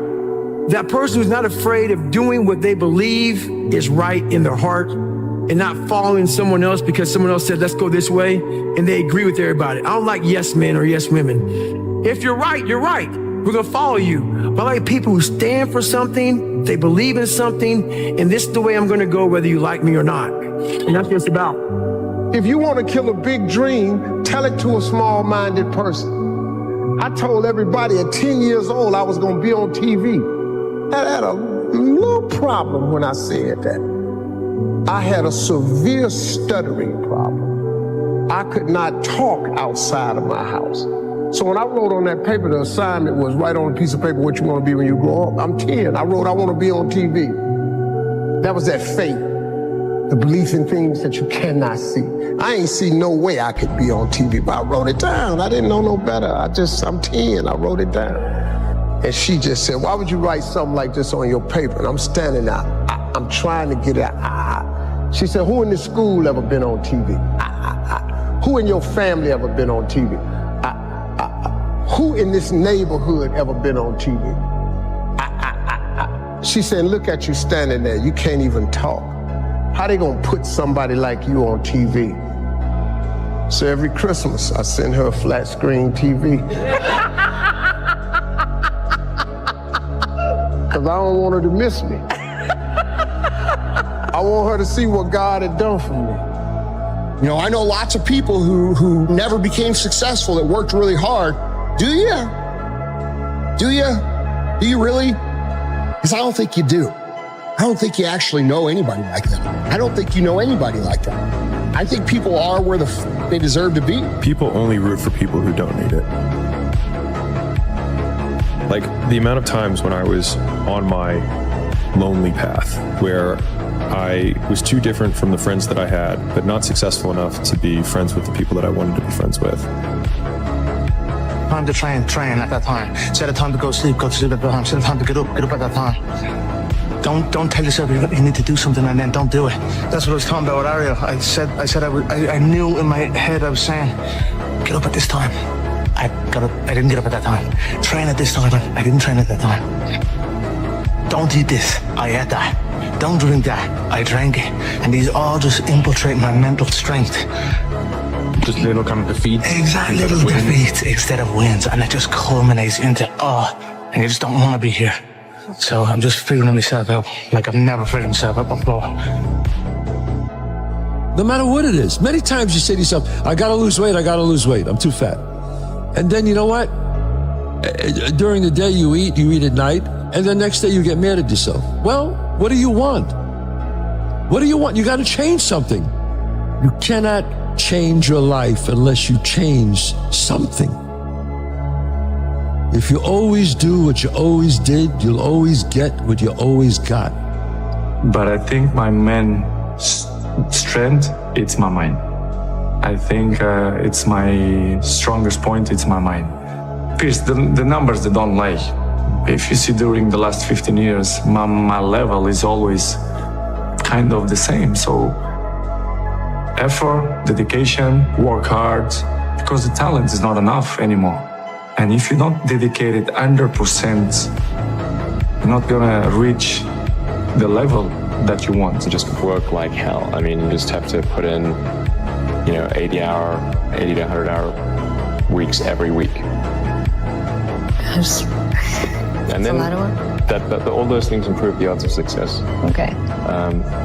I mean, if other people are putting in 40-hour work weeks and you're putting in 100-hour work weeks, then even if you're doing the same thing, you know that in 1 year you will achieve what they achieve. You will achieve in 4 months what it takes them a year to achieve. And so I used to tell this when I was selling weight loss to people. I'd say who cares if you get in shape for 6 weeks out of 80 years?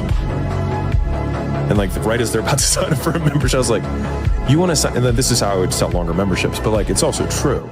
It's you want to sign up for the 6 weeks, but Susan, who cares if you lose 20 pounds and you're still overweight 6 weeks from now, and then you gain it back the next 6 weeks and you're still the exact same weight for the rest of your life. And so I think the absolute dedication to maximization so that it becomes a part of your identity and your character has been one of the outsized returns that I've gotten in my life. And just being absolutely willing to I'm pretty violent about this, but list all the things that you aren't willing to give up for the dreams that you have. And that is what the person who will beat you is willing to give up. More work is always going to result in better results in everything we do in life. The more you put into something, the more you're going to get out. Don't do so much. You're doing too much. Bullshit. I'm 33 and I've dedicated my full life to this. I had no youth life. I had no teenage life. I had no young adult life, because guess what?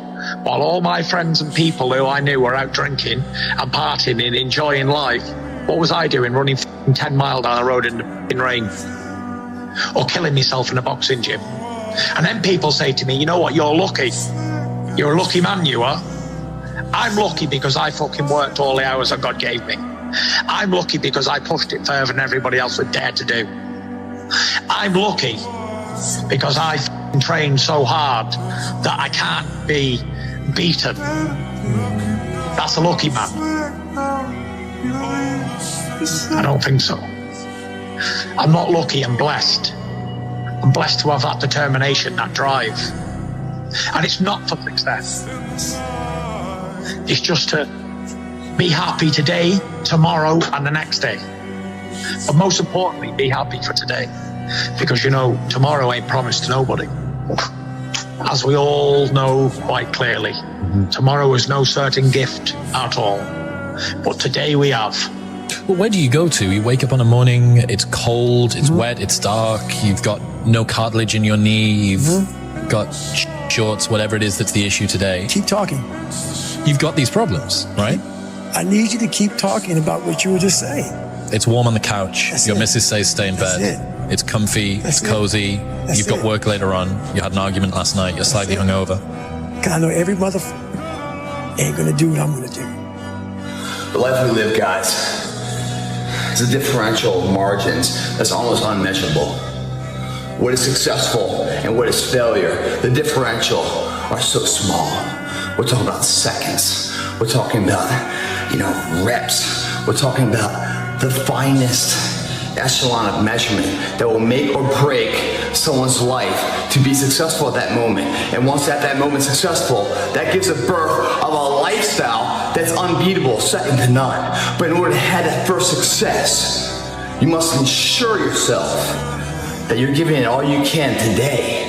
Because the future, we don't know, do we? We're training for that. And when I hear people say terms like good enough, bothers me to an nth degree, because they are saying something that is justified at the moment, but not quantitative until a future endeavor of life. So therefore, they are passing judgment on now for a future event that they knew nothing about. They're bullshit. Good enough, if you think about it, good is a positive, enough's a negative. That's an oxymoron right there. It's hypocritical in its own sense. There is nothing that's ever good enough. The only thing that's enough is at the end of the day, the nth hour, the final hour, whatever you're fucking going for, that your hand is raised victoriously. That's when you know it's enough. And you're in the gym right now to ensure that that event goes your way. And it will never go your way, guys, if you're saying today is good enough. If you never say good enough today, I promise you tomorrow will always be enough. Whenever good enough isn't enough, you can bet tomorrow you'll have enough. Yeah, I say it all the time. You have to suffer. You have to make that a tattoo on your fucking brain, so when that hard time comes again, you don't forget it.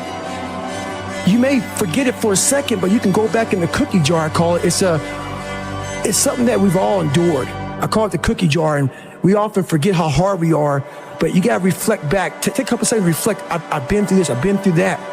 And then remind yourself, I'm a bad motherfucker. And then you can get through that shit. But if you don't believe it, you haven't endured shit, you're just blowing smoke, man. And you're not going to get through anything. You're willing to shoulder more than your responsibility of life because you expect and demand something more of life. Champion's mentality, man. Hoping for a good result. You're demanding a motherfucking result. You're going above and beyond what's expected in the gym, what normal people do. You do more than what's normal because you want more than a normal return of life's investment. Be the guy who embraces the ugly, the miserable. Be the guy who embraces hard work, the grind. Don't be afraid of being hurt. Don't be afraid of sacrificing some blood. But I tell you, the harder and harder you work in here, the harder and harder it becomes to accept failure out there. Second place isn't an option anymore, guys. The more you give in here, the more you get out there. Why would you not want to give it at all? What else are you going to do? You come here and kill it right now? Or stay home on the couch? You know, watching the life pass by. What else would you be doing right now? Taking the time off? Or taking the time to get ahead? If it doesn't seem so easy to you, it's because you don't believe in yourself. You believe in yourself. You want to be in here killing it. Because it's giving you that much more of a chance because you believe you can become that. Because they don't believe they can ever get there. So therefore, why take the precautionary steps to sharpen and hone the arsenal to really go to battle? Because they don't even want to go to battle because they know they're going to lose. How do you want to look in the mirror? Every single morning, do you want a positive reinforcement or do you want a negative one about you today? How do you want people to see you? It's supposed to be hard. If it wasn't hard, everyone would do it. The hard is what makes it great. One thing important is that we all have these moments in time that either make you or break you, that can determine the rest of your life. The rest of your life can be determined by one simple decision. And I had a decision to make. I wanted to quit. I wanted to give up. There wasn't some inspirational quote. There wasn't nothing. It was me, myself, and it was freezing out here. I had to make a decision. The decision I made was to get up and keep on going. That one moment changed the rest of my life. To get something you never had, you have to do something you never did. What if? A lot of times I'll be in a 200-mile run or something like that, and I'm all jacked up. Body's broken, mind's broken, spirit's broken. I started to say, what if I can pull this off? It's the what if I can pull off a miracle. What if I can become someone that no one thinks I can be? And just me talking about that, I have the hair going up on my arms because it makes me just like, what if? So in this job, you're looking for cockroaches, looking for rodents and stuff like that. And this next morning or this next night, I went to work and I don't like cockroaches too much. I hit the mother load of cockroaches. And this restaurant got full of cockroaches and rodents and everything else. And I sat there and said, this is my life. I said, this is my life. You are exactly who this is it. And I said, this ain't going to be it for me. So in that restaurant, I quit my job, left my canister in that restaurant, my spray canister, got back in my Ecolab truck, and I went home. And I started working out like somebody. I became the most obsessed person on the planet Earth. And I was I had to invent a guy that didn't exist. I had to invent a guy that can take any pain, any suffering, any kind of judgment, be called whatever the f in the world, and be able to stand in the room and say, go f yourself. I had to build this callous mind, and I built it through suffering. I built it through downright and just crushing myself. If it was raining outside at 3 o'clock in the morning, if it was snowing, the first instinct is don't go out there and do shit. My instinct was, we gotta go out there. Anything that was fucking horrible in my life that I would normally say no, that was inhumane to most people, I had to go do it. And I started callousing my mind at this point in my life. It's supposed to be hard. If it wasn't hard, everyone would do it. The hard is what makes it great. People need to hear the story. This is an exciting story for people because there's a lot of people out there that feel trapped and they feel stuck and they feel like they can't do anything and this is who they are. You're a guy who felt that exact same way, but figured out how to not be that person and be a person that you would admire. What were the first steps? Like, you had some slips before, right? Because you quit because of the water thing. Right. But then when you went back the second time and you decided you're going to lose all that weight and you quit that job, was it just straightforward from there, or were there some days where you just failed and then you picked it back up again? So my first run, when I decided to lose the weight, I was, like I said, 297. I was about 32% body fat. And my idea was to run 4 miles for my first run. I didn't know how bad it's gonna fucking hurt me. I used to run before I was fat, and I was like, I can do this. I ran a quarter mile and walked home. I walked home and sat on my couch and cried. I went to my mom's house, who was about maybe 20 minutes down the road, and cried and get in her couch saying, man, I can't do this shit. I don't know what I'm gonna do. I just got somebody pregnant. My life was just, I was making $1,000 a month. My rent was $810 a month. And my mind just kept with me. And kept, you're not good enough, man. This isn't for you, man. These guys are the best fuckers on the planet Earth. You're not that. And what it was, and it's kind of funny, I was obsessed with Rocky. Rocky 1 in particular. And when I was a kid, I'd come home every day and I watched this fucking show, Rocky. And I would fast forward with the little VHS tapes to round 14. Round 14 f***ed me up like nobody's business. Why? This song came on. When I bought the pull-up record, I listened to the song for 17 hours. It's 2 minutes and 13 seconds. And I'm able to visualize and dream like nobody's business. And I know that I can create a vision that many people can't. And I work for it. So the vision I had was when Apollo Creed beat the f***ing shit out of Rocky, beat the shit out of him, he kept fighting. He was a dumb fighter, couldn't read, that was me. Couldn't read, couldn't write, just punchy, everything about him. And Apollo beat the shit out of him. He was in that corner and everybody was saying, stay the f*** down. And him getting up, Apollo Creed raised his arms up in the fucking air, turned around, thought he won the fight. He turns around and sees this guy getting up, and it was the face of Apollo Creed that changed my life. The face of Apollo Creed. It was like, just by that motherfucker getting up, not winning, just by him getting the up, Apollo Creed was champ. He's the best. Rocky had taken his soul. Had literally taken his soul. His head goes down. He looks at him like, what the f are you? I wanted to be that. Not Rocky. I wanted to be the guy that people looked at. I don't care if you liked me or didn't like, I don't care. But it said, this f***er's gonna keep coming after whatever the f is in front of him. I wanted that. I wanted that worse than anything in the world. I tell you, the harder and harder you work in here, the harder and harder it becomes to accept failure out there. Second place isn't an option anymore, guys. The more you give in here, the more you get out there. Why would you not want to give it at all? What else are you going to do? You come here and kill it right now? Or stay home on the couch? You know, watching the life pass by. What else would you be doing right now? Taking the time off? Or taking the time to get ahead? If it doesn't seem so easy to you, it's because you don't believe in yourself. You believe in yourself, you want to be in here killing it. Because it's giving you that much more of a chance because you believe you can become that. Because they don't believe they can ever get there. So therefore, why take the precautionary steps to sharpen and hone the arsenal to really go to battle? Because they don't even want to go to battle because they know they're going to lose. How do you want to look in the mirror? Every single morning, do you want a positive reinforcement or do you want a negative one to go about your day? How do you want people to see you? If you didn't withdraw in fear from anything from everything that life threw at you, who could you become? And I would say that's the central religious question in some real deep sense. Are more things thrown at us than we can manage? Well, that's a tricky question because pretty dreadful things are thrown our way. And you might say, well, that's just presents an insuperable barrier to progress.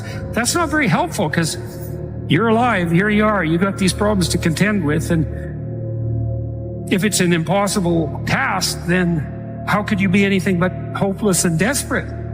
But then you think, well, wait a second. How would things transform if I took this on as a voluntary adventure? To get through where I became, to get through where I'm at now, there's nothing but pride I have for myself that I can't really show people. Because I have this face that they see like, are you happy? What's wrong with you? I'm driven. I'm obsessed. And that's what you see. That's it. You have to pick a path of discipline. I found that nothing in life is worthwhile unless you take risks. Nothing. Motivation is a feeling that comes and goes, and it doesn't matter whether it's there or not. Discipline is infinitely more important. So no matter how you feel, get up and do what you're supposed to do. That's it. And that's discipline. That's not motivation. If you only did what you were supposed to do when you were motivated to do it, that's leaving it to chance. But if you're disciplined, you go do what you're supposed to do. That's the way it works. And this thing that people do where they avoid discomfort, it sounds ridiculous, but then it just creates more discomfort. You don't realize that in embracing discomfort and forcing yourself to do something very uncomfortable that you can control, like an ice bath, like a sauna, like a run, like a workout, you are eliminating another form of discomfort. I torture myself physically. I'm always working out. I'm always exhausted. I'm always taking ice baths. I was in the sauna before I got here today. I'm always doing something. Always. I never have a day where there's not some kind of struggle. If I have a day where I just lay around, I'm like, this is weird. Like, it's one of the things that I have to do on vacation. When I get up in the morning, whenever I'm on vacation, the first thing I do is work out. I'm like, I gotta do this. Otherwise, I'm not gonna be able to enjoy this time off with my family. I gotta get up before everybody else, and I gotta work out hard. Look, when you're a kid, you're all potential. It's chaotic potential. It can manifest itself in any number of ways. And maybe you don't want to give that up. So you're like Peter Pan. You want to be a kid forever because you don't want to give up the potential. And you look out in the world and all you see are Captain Hooks, who've lost a hand, who are chased by death because that's the clock in the crocodile. It's already got a taste of him. He's terrified by death and he's a tyrant. Well, I don't want to grow up to be that. So I won't be disciplined at all. Well, that's no good because the way the potential transforms itself into actuality is through discipline. Our minds are like a garage. And the garage, if you open a garage and it's all cluttered up, it's all f***ed up, you can't put your car in there. You got fucking boats and you got kids' toys and everywhere. But if you organize that fucking garage and you put everything in its rightful spot, you can pull that car in there. You can put 2 cars in there. You can put bikes in there. And that's like with the mind. People talk about discipline and determination and repetitions and all this bit. Consistency.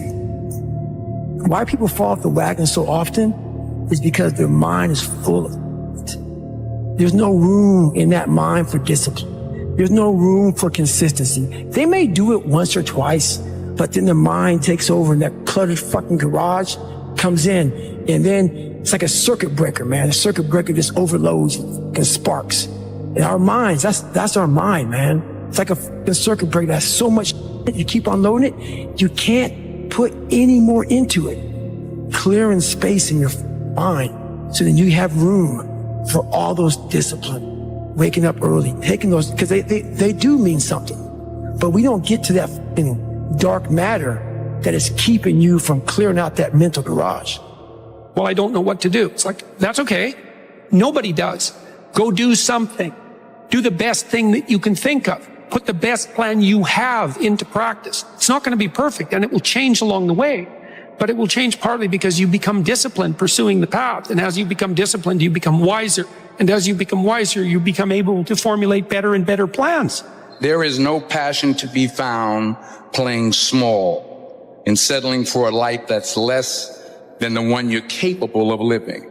I'm sure people have told you to make sure you have something to fall back on. Make sure you got something to fall back on, honey. But I never understood that concept. Having something to fall back on. If I'm going to fall, I don't want to fall back on anything. I want to fall forward. I figure at least this way I'll see what I'm going to hit. The thing is with me is I don't give up. I don't give up. Yeah. When anybody says or when anybody thinks, I have this mindset. I know exactly who the f*** I am. I have my circle of people that I hang around with who know me and know what I'm about and whatever. And anybody else who doesn't like it or doesn't want to, fucking bad. There comes a day where push comes to shove. Where being mediocre, being like average, just burns and sucks so much. You can't deal with it one more day. And you get off your and you create something that's always been there. It's always been inside of you trying to come out, but you've never wanted to unwrap it because it's too much pain and commitment.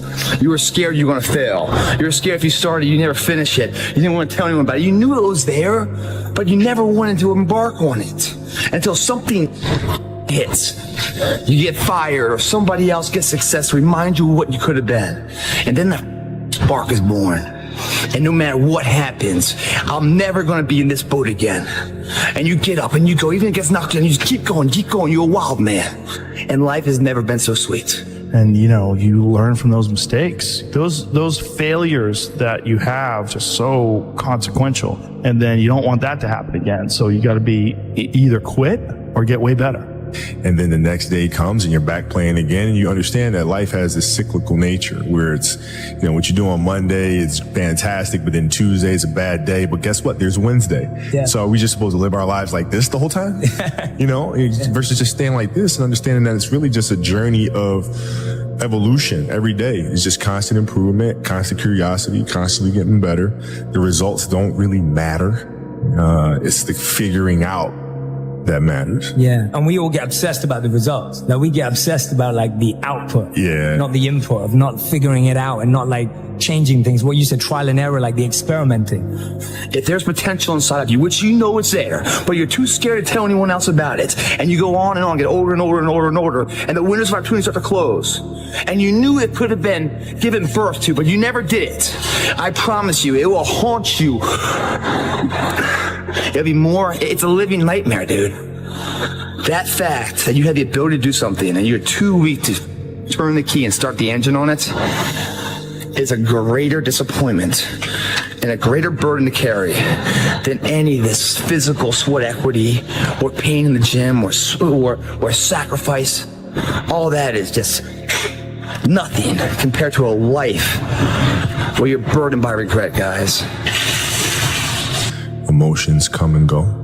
The important thing is to accept them all, to embrace them all, and then you can choose to do with them what you want versus being controlled by emotion. You know, a lot of times I've seen players, even myself, you know, when I was younger, being consumed by a particular fear, and to the point where you're saying, okay, nah, it's not good to feel fear. I shouldn't be nervous in a situation like that.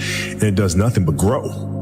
Versus stepping back and saying, yeah, I am nervous about the situation. Yeah, I am fearful about the situation. Well, what am I afraid of? And then you kind of unpack it. And then it gives you the ability to look at it for really what it is, which is nothing more than your imagination running its course. Yeah, absolutely. Yeah, I love that. Because what you're saying is that when you're dealing with something, it's almost like, how can I get to the root of it? Yeah. Because sometimes what we're dealing with, like you're saying, it's an imagination, an illusion. It's not really... It's not really a thing. Next time you're facing a fear, next time you're going against something, do that. Like literally unpack it. Don't just settle for your first answer, because the first answer is rarely the right one. Don't hide from it. You know, you got to be able to look at it and, you know, and deal with it head on. Yeah.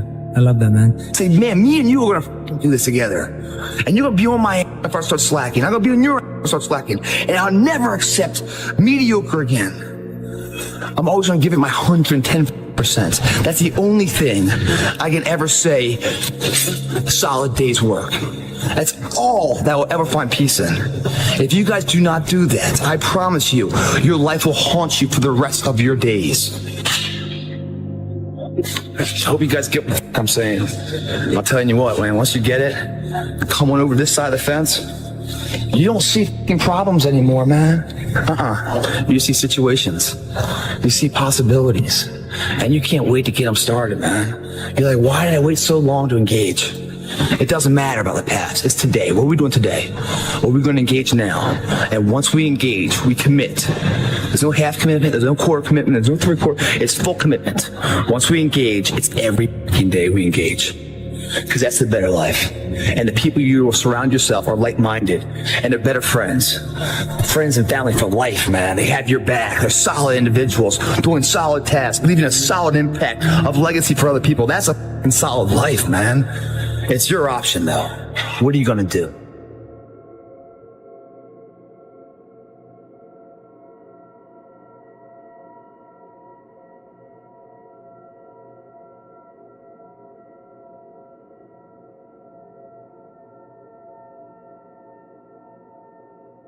Monday, get better. Tuesday, get better. Wednesday, get better, right? And you do that over a period of time, not like 1 month or 2 months. I mean, it's 3, 4, 5, 6, 7, 8, 9, 10 years. And then you can get to where you want to go. Consistency doesn't guarantee that you'll be successful, but not being consistent will guarantee that you won't reach success. An easy productivity hack: instead of spending time getting in the mood to work, just start working. Confront the work.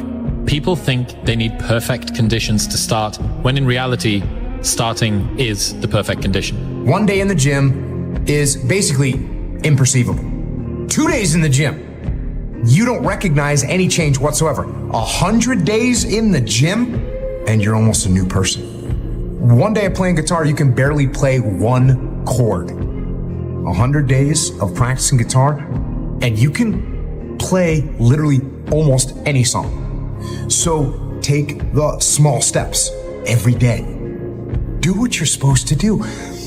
And don't expect some incredible results in 1 day or 2 days or 10 days. Worthwhile things take 100 days. They take 500 days. Maybe they take 5,000 days. They take time. If you go to the gym and you work out and you come back and you look in the mirror, you will see nothing. And if you go to the gym the next day and you come back and you look in the mirror, you will see nothing. Clearly there's no results, can't be measured, it must not be effective. So we quit. Or if you fundamentally believe that this is the right course of action and you stick with it, you commit yourself to the regime, the exercise. You can screw it up. You can eat chocolate cake one day, you can skip a day or two. It allows for that. But if you stick with it consistently, I'm not exactly sure what day, but I know you'll start getting into shape. I know it. Going to the gym for 9 hours does not get you into shape. Working out every day for 20 minutes gets you into shape. It's not about the events. It's not about intensity. It's about consistency. But more importantly, consistency, because without commitment, you'll never start, but without consistency, you'll never finish. So this guy just passed me. He said, God, just be average today. Some of you just don't understand. Some of you have been average for so damn long, you don't know what it is to do hard work. But there's a lot of you out there who want to be much more than average, but just don't know how to do it every single day, the grind. You need to find someone to oil those fucking gears up. So check it out. This is a mindset. Maybe it's true, maybe it's not. But there's a fucker out there who wants what you have, who wants the position you are, who wants the job you have, who wants the wife that you have, or the husband. There's someone out there hungry and wants everything you can have. Maybe it's true, maybe it's not. But if it is, it's gonna be your ass. So make that a motivation for you.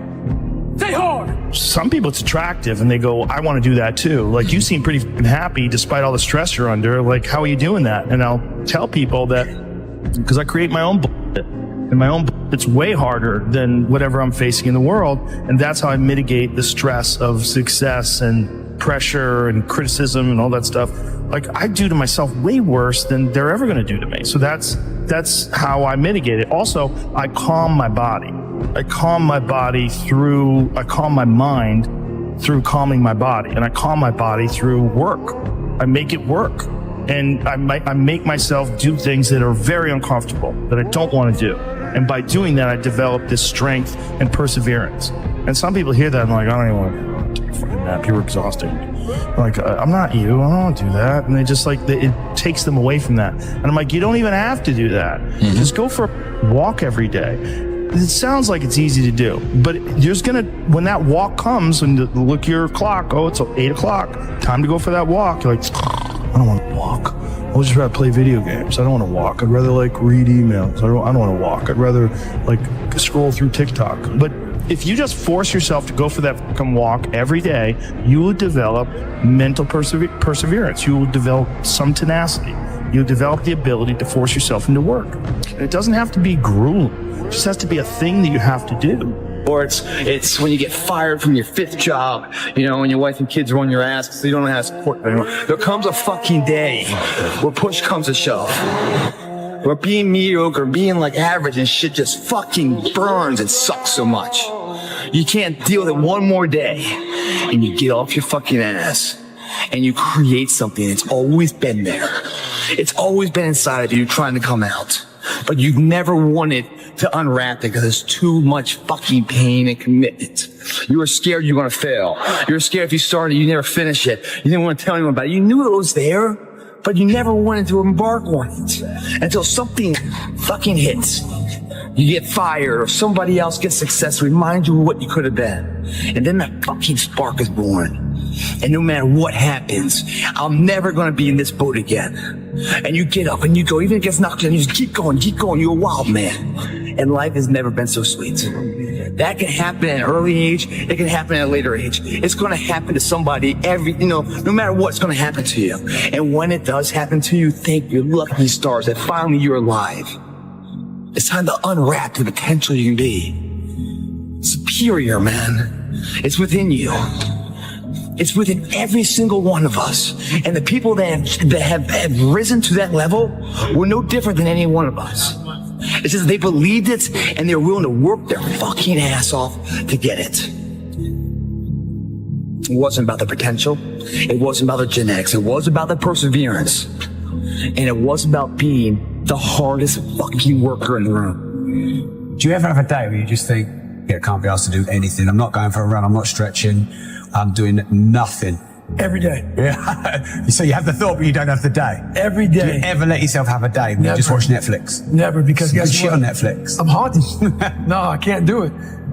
I can't do it. There may be some days I get up with poopy pants and I'm like, you know what, man? Fuck this, man. Like, what am I training for? Yeah. I have no race on the docket. Why am I having such a structured life? Why? And I'm like, you know what? I'm good. I'm done. I retire every day. Yeah. I'm done with this shit. And I sit around and I say, okay. And then this is my thought process. So you want to be normal. So you just want to be like everybody else that roams the world, not knowing the power that's in them. Being fine with being mediocre. You want to go back to who you were, huh, David? Like, fuck that, man. And you have that conversation with yourself every day? Not every day. It's those bad days. Yeah. It's those bad days. I see a whole bunch of people walking around out here who have no idea how talented they truly are. Now, I'm talking about talent, like some God-given ability. Talent that sometimes you have to hone, you have to work on, you have to harness yourself. And they just walk around just on their phones, just clueless to how powerful. Sun don't stop for nobody, man. Sun don't stop. Sun gonna be up in the morning regardless. That sun is gonna be up in the morning regardless of how I feel and how depressed I am. The sun is gonna shine in the morning, and at nighttime the moon gonna be there, and you gonna look up. These days gonna keep going by. So do you let the days go by and look up, and you done wasted a year doing what? Or do you just pick it up? All right, well, gotta figure it out. Made some mistakes. Life goes on. Let me figure out life from this point. You want to become best, you want to become champion, and now you want to say like you tired. Who cares? You tired or not? Nobody cares about you. He was tired, he have personal problem, family. Nobody cares. We're all writing a book. What's your book look like? What does your fucking book look like? Like your life is a book. You got a bunch of chapters in your book, but when they close that book, how good was the book? How good was your book? What was the ending to your book? Yeah. What was really your work ethic like, and for how long did you stay disciplined? Well, I mean, every day. I mean, since 20 years. I mean, it was an everyday process, and trying to figure out strengths and weaknesses. For example, jumping ability. Man, my vertical was a 40, wasn't a 46 or a 45. My hands are big, but they're not massive. Right, so you got to figure out ways to strengthen them so your hands are strong enough to be able to palm a ball and do the things that you need to do. Quickness, I was quick, but not insanely quick. I was fast, but not ridiculously fast. Right, so I had to rely on skill a lot more. I had to rely on angles a lot more. I had to study the game a lot more, and it just never changed. What I found is that winning doesn't happen on show day. It happens in the early mornings, painful workouts, long cardio sessions, and hungry nights. It happens in those moments of fear we all have when faced with a difficult goal, and then more so in what you make of that fear. It happens in every second of every day before you win. If you can take every opportunity you have to bring yourself closer to your goal, win every one of those opportunities, all while becoming more resilient in the process, how can you lose? That is an exciting opportunity. I became obsessed with being the baddest that God ever created. Am I that? I don't care. I believe it. And I was trying to tell him, once you become obsessed with something, obsessed, it's okay to be unbalanced for a while. It's okay. Don't be all this stuff people say. You got to be balanced. To be the best in the world at what you do. It's not about being a Navy SEAL, people. The best at what you do, you have to be unbalanced to find every bit of energy and strength that you have to pull it off. How bad do you want it? There's two options. To continue forward, pushing upward. And if you do, that dream is given birth, and forever you will live in the reality of it. If you stop, quit, throw in the towel, I promise you there's no distance you can travel far enough to find that dream again. For it is dead. And in its death, it's replaced by regret. What's the least amount of sleep you played a game on? Is there a story where it's like, you know, no one knows about, where you went and played a game and it was so insane for whatever reasons? No sleep. You played a game with zero sleep. Zero sleep. Zero sleep. It's like, you know, kids, you know, Natalia had a certain, you know, health situation or what have you, and you're staying up all night, and then you got to go out and perform because fans don't know, you know, teammates don't know, nor do they care, nor should they, that you've been up all night. You got to perform. Like, I see a lot of players take vacations with other players that are close friends, and or just take vacations just to take vacations, or just hang out just to hang out. Like, I never did that. But it was a choice. Why didn't you do that? Well, because when I retire, I didn't want to have to say, I wish I would have done more. All week you was work hard. End of the week, if you don't tire it, this is good question. You have to worry about yourself. But this is Saturday. Your 6th day, you work so hard. Of course you're gonna tire it. Tomorrow rest, and Monday we're gonna begin one more training. If you don't want, go back to Dagestan and stay with your mom. She's gonna give you every day good breakfast. You don't do nothing. Stay there. But if you come here, don't complain. You wanna become best. You wanna become champion. And now you wanna say like you tired? Who cares? You tired or not? Nobody cares about you. He was tired. He have personal problem, family. Nobody cares. A lot of people live their entire lives not fulfilling their purpose. One time in my life, I felt that. What was my purpose? Till you find the center of your being, you will continue to walk, going through the motions. The one companion that's always going to be with you is yourself. Yourself is what you have. And you need to encourage yourself. You need to look around, and you need to be able to say, look, I'm not stuck here unless I choose to stay here. If you don't have somebody who's going to do that, become that somebody. What's something difficult you're going through that people don't often see? I mean, my mind is a storm. I don't think most people would want to be me. They may think they would want to be me, but they don't. They don't know. They don't understand. There's 24 hours in the day where you're alone in this brain, and your brain is talking to you in all kind of ways, and it wants to control you and pull you in these different pockets. You got to tell your brain where you want to go and how you want to get there. If you can't control your own brain, it's over. Every day when you get out of bed, life's standing right there to kick you in the face, man. Life is going to throw all kinds of crazy shit at you, and you have to be ready for it, and you got to deal with it. You can't curl up into a ball. You can't run away from it. You can't hide. You have to take all this head on. Great things happen and really bad things happen, and you got to take it all in stride, and you got to pick yourself up the next day, strap your shoes back on, and get out there and go to fucking war again. It's that mentality. It's the mentality, bring it on, motherfucker. I can take it. You can't break this shit. I'm stronger than you think I am. And everything you throw at me and all the hardships you throw at me, you might knock me down, but I get back up and I'll be stronger for it. It's that mentality that builds an iconic status that centuries from now people still talk about. nobody cares. You know, at the end of the day, nobody cares what we're going through, how your body feels. Nobody cares. We gotta do our job.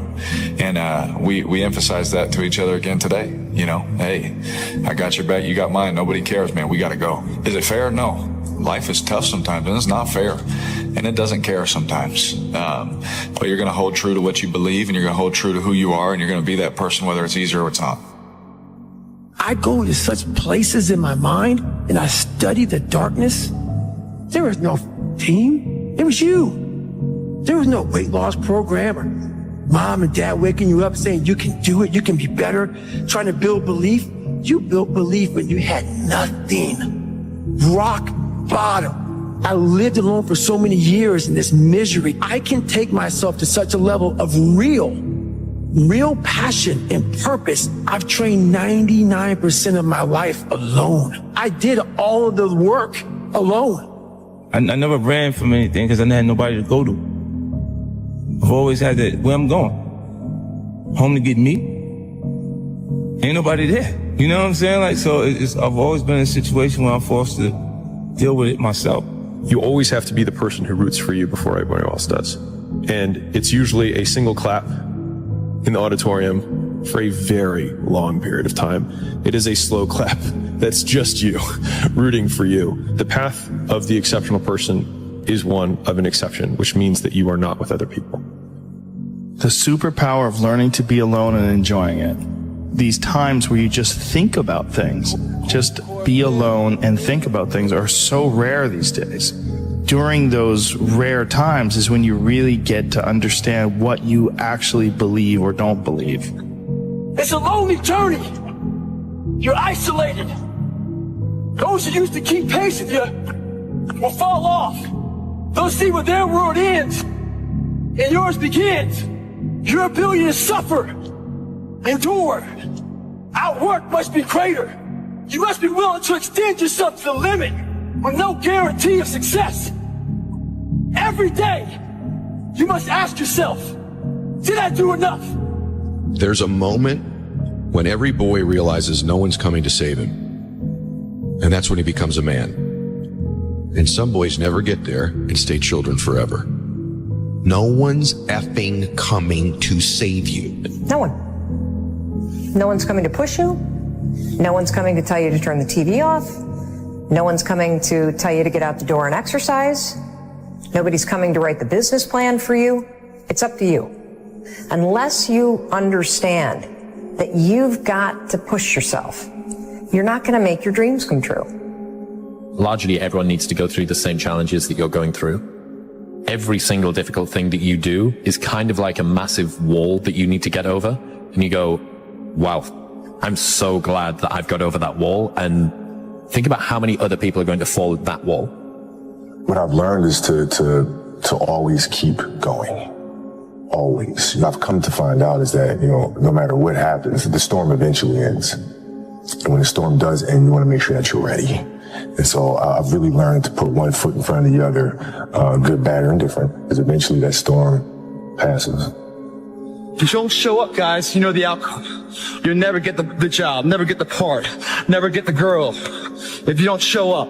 If you show up, you're putting yourself in a situation to create those opportunities. And when you show up, how hard do you go? That's the faster the opportunity will come to life for you. It's up to you guys. Small down payment that you're willing to pay every day for the large investment of a greater life. You only got one life, guys. If you work it right, you only need one. I told myself I couldn't quit. I told myself this was going to happen. This is destiny. Whatever is really burning in your heart, you got to really believe in yourself. Even when nobody else won't, you got to believe in yourself and say, I'm not stopping. And I told myself I'd die before I stopped.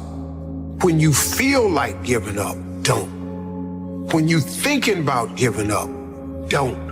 When it look like you ain't gonna make it, keep going. When they tell you you can't, come on, man, who are they? You got to be relentless. I gotta thank the man up top, G.O.D., because I'm nothing without him. Last but not least, I want to thank me. I want to thank me for believing in me. I want to thank me for doing all this hard work. I want to thank me for having no days off. I want to thank me for never quitting. But Snoop Dogg, you a bad... Do you be yourself and make sure that you love being yourself. And it's going to be roadblocks, it's going to be tribulations, but always remember this is a life experience. Accept the experience, appreciate the experience, find your journey, respect your journey, and love it. You're going to realize it one day.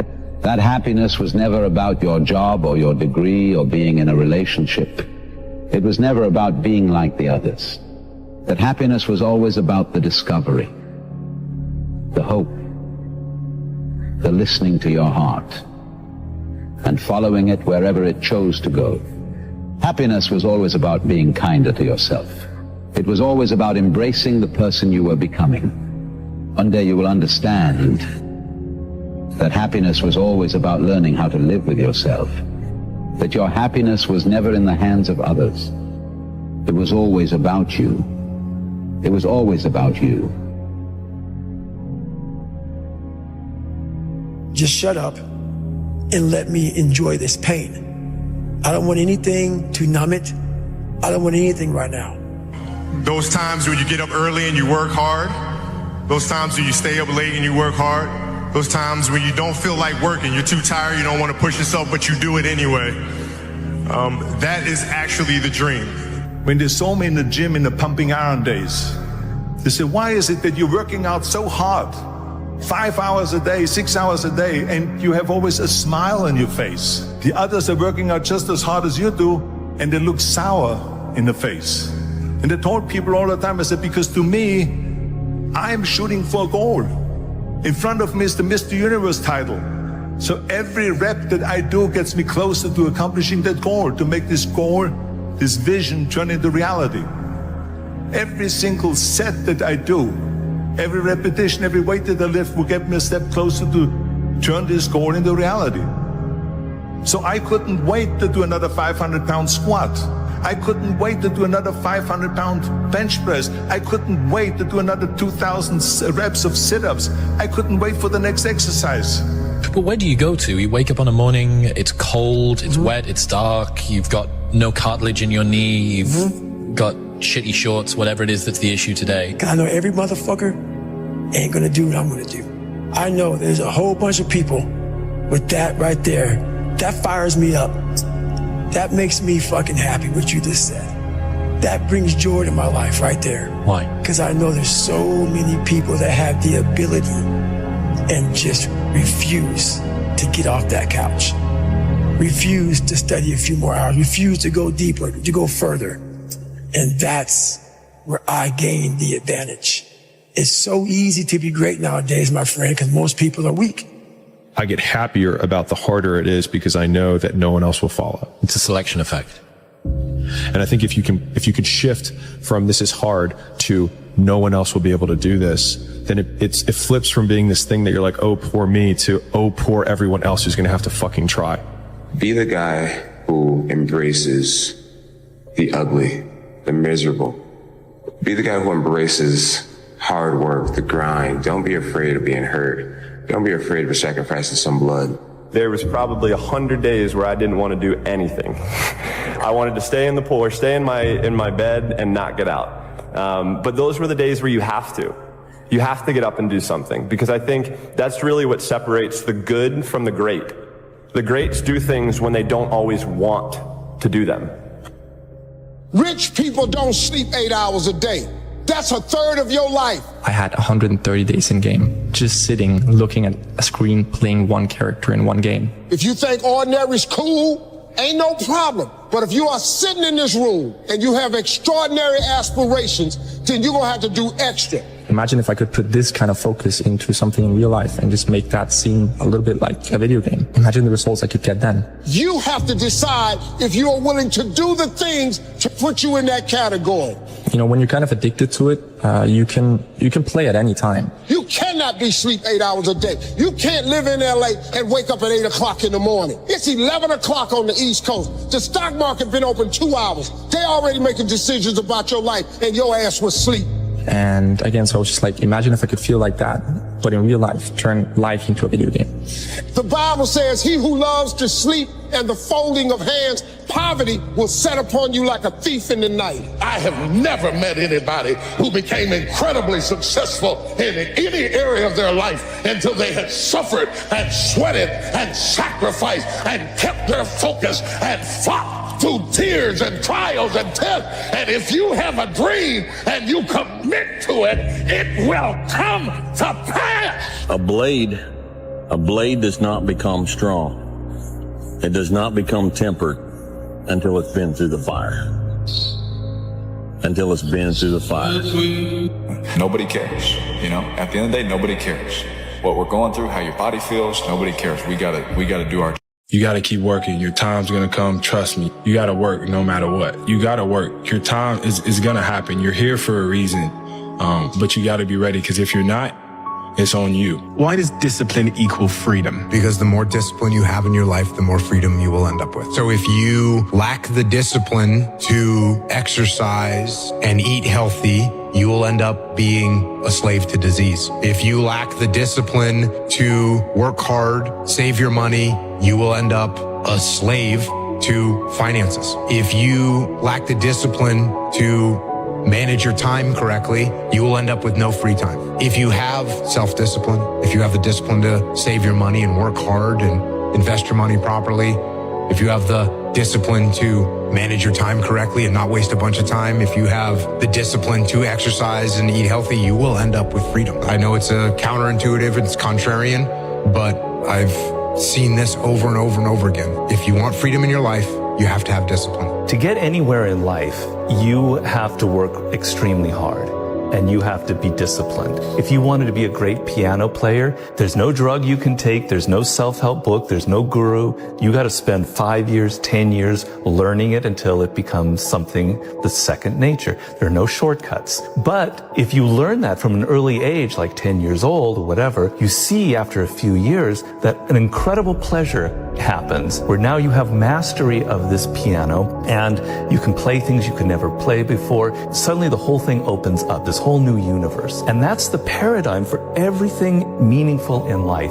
If you learn something well, if you learn a craft and you master it, it can bring you a far greater pleasure than any kind of drug or any kind of going out to a party or socializing. But you have to be patient and you have to not be afraid of boredom and you have to not be afraid of the effort. Discipline is not restriction. Discipline is freedom.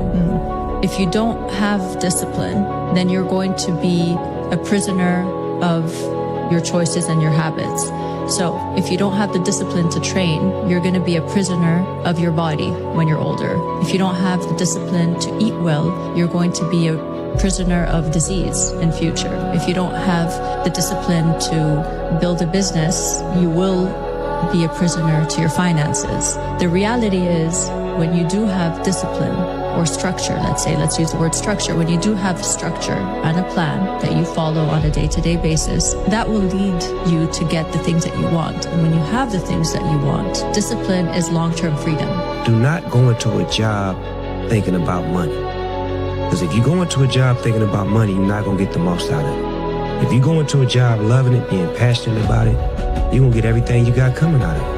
But if you go into that job saying, I'm going to make a whole lot of money, this job's going to pay me this, you ain't going to get nothing out of it. You have to love it first. And I felt like I've always loved rap more than I love money. I love rap more than I love anything. That's why I built this facility so I can work whenever I want to. If you're 20s, do all of that. Work day and night. Really do as many things, learn as much as you can, fail as often as possible. What about work-life balance in your 20s? Because that's the time to put in the hard work. Well, work-life balance actually comes out later. So the thing is, when you want to build something great, it's not easy to do. And when you're doing something that's not easy to do, you're not always enjoying it.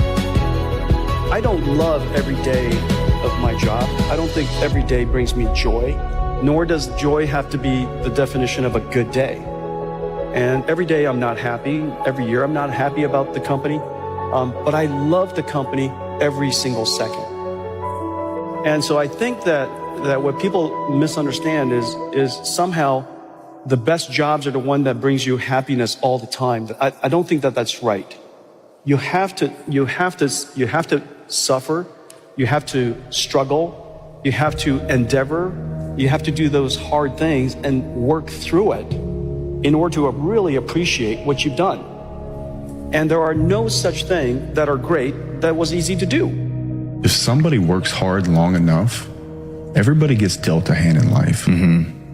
I think it's very important to sit back, look at the hand you're dealt, really identify which one of those things can get you to the highest vertical. And then you have to make the decision to do it. And over enough time and enough pressing, and I think networking is important. I think every person has the opportunity to put themselves in a great place. What is the best advice you've ever heard or received? Spend so much time on self-improvement that you have no time to criticize others. Love it. That is great advice. You realize through hard work, you can outwork anybody, no matter how badass they are. But that's the part people don't want to dive into. Yeah. I don't believe in talent. I'm here because I worked hard my whole life.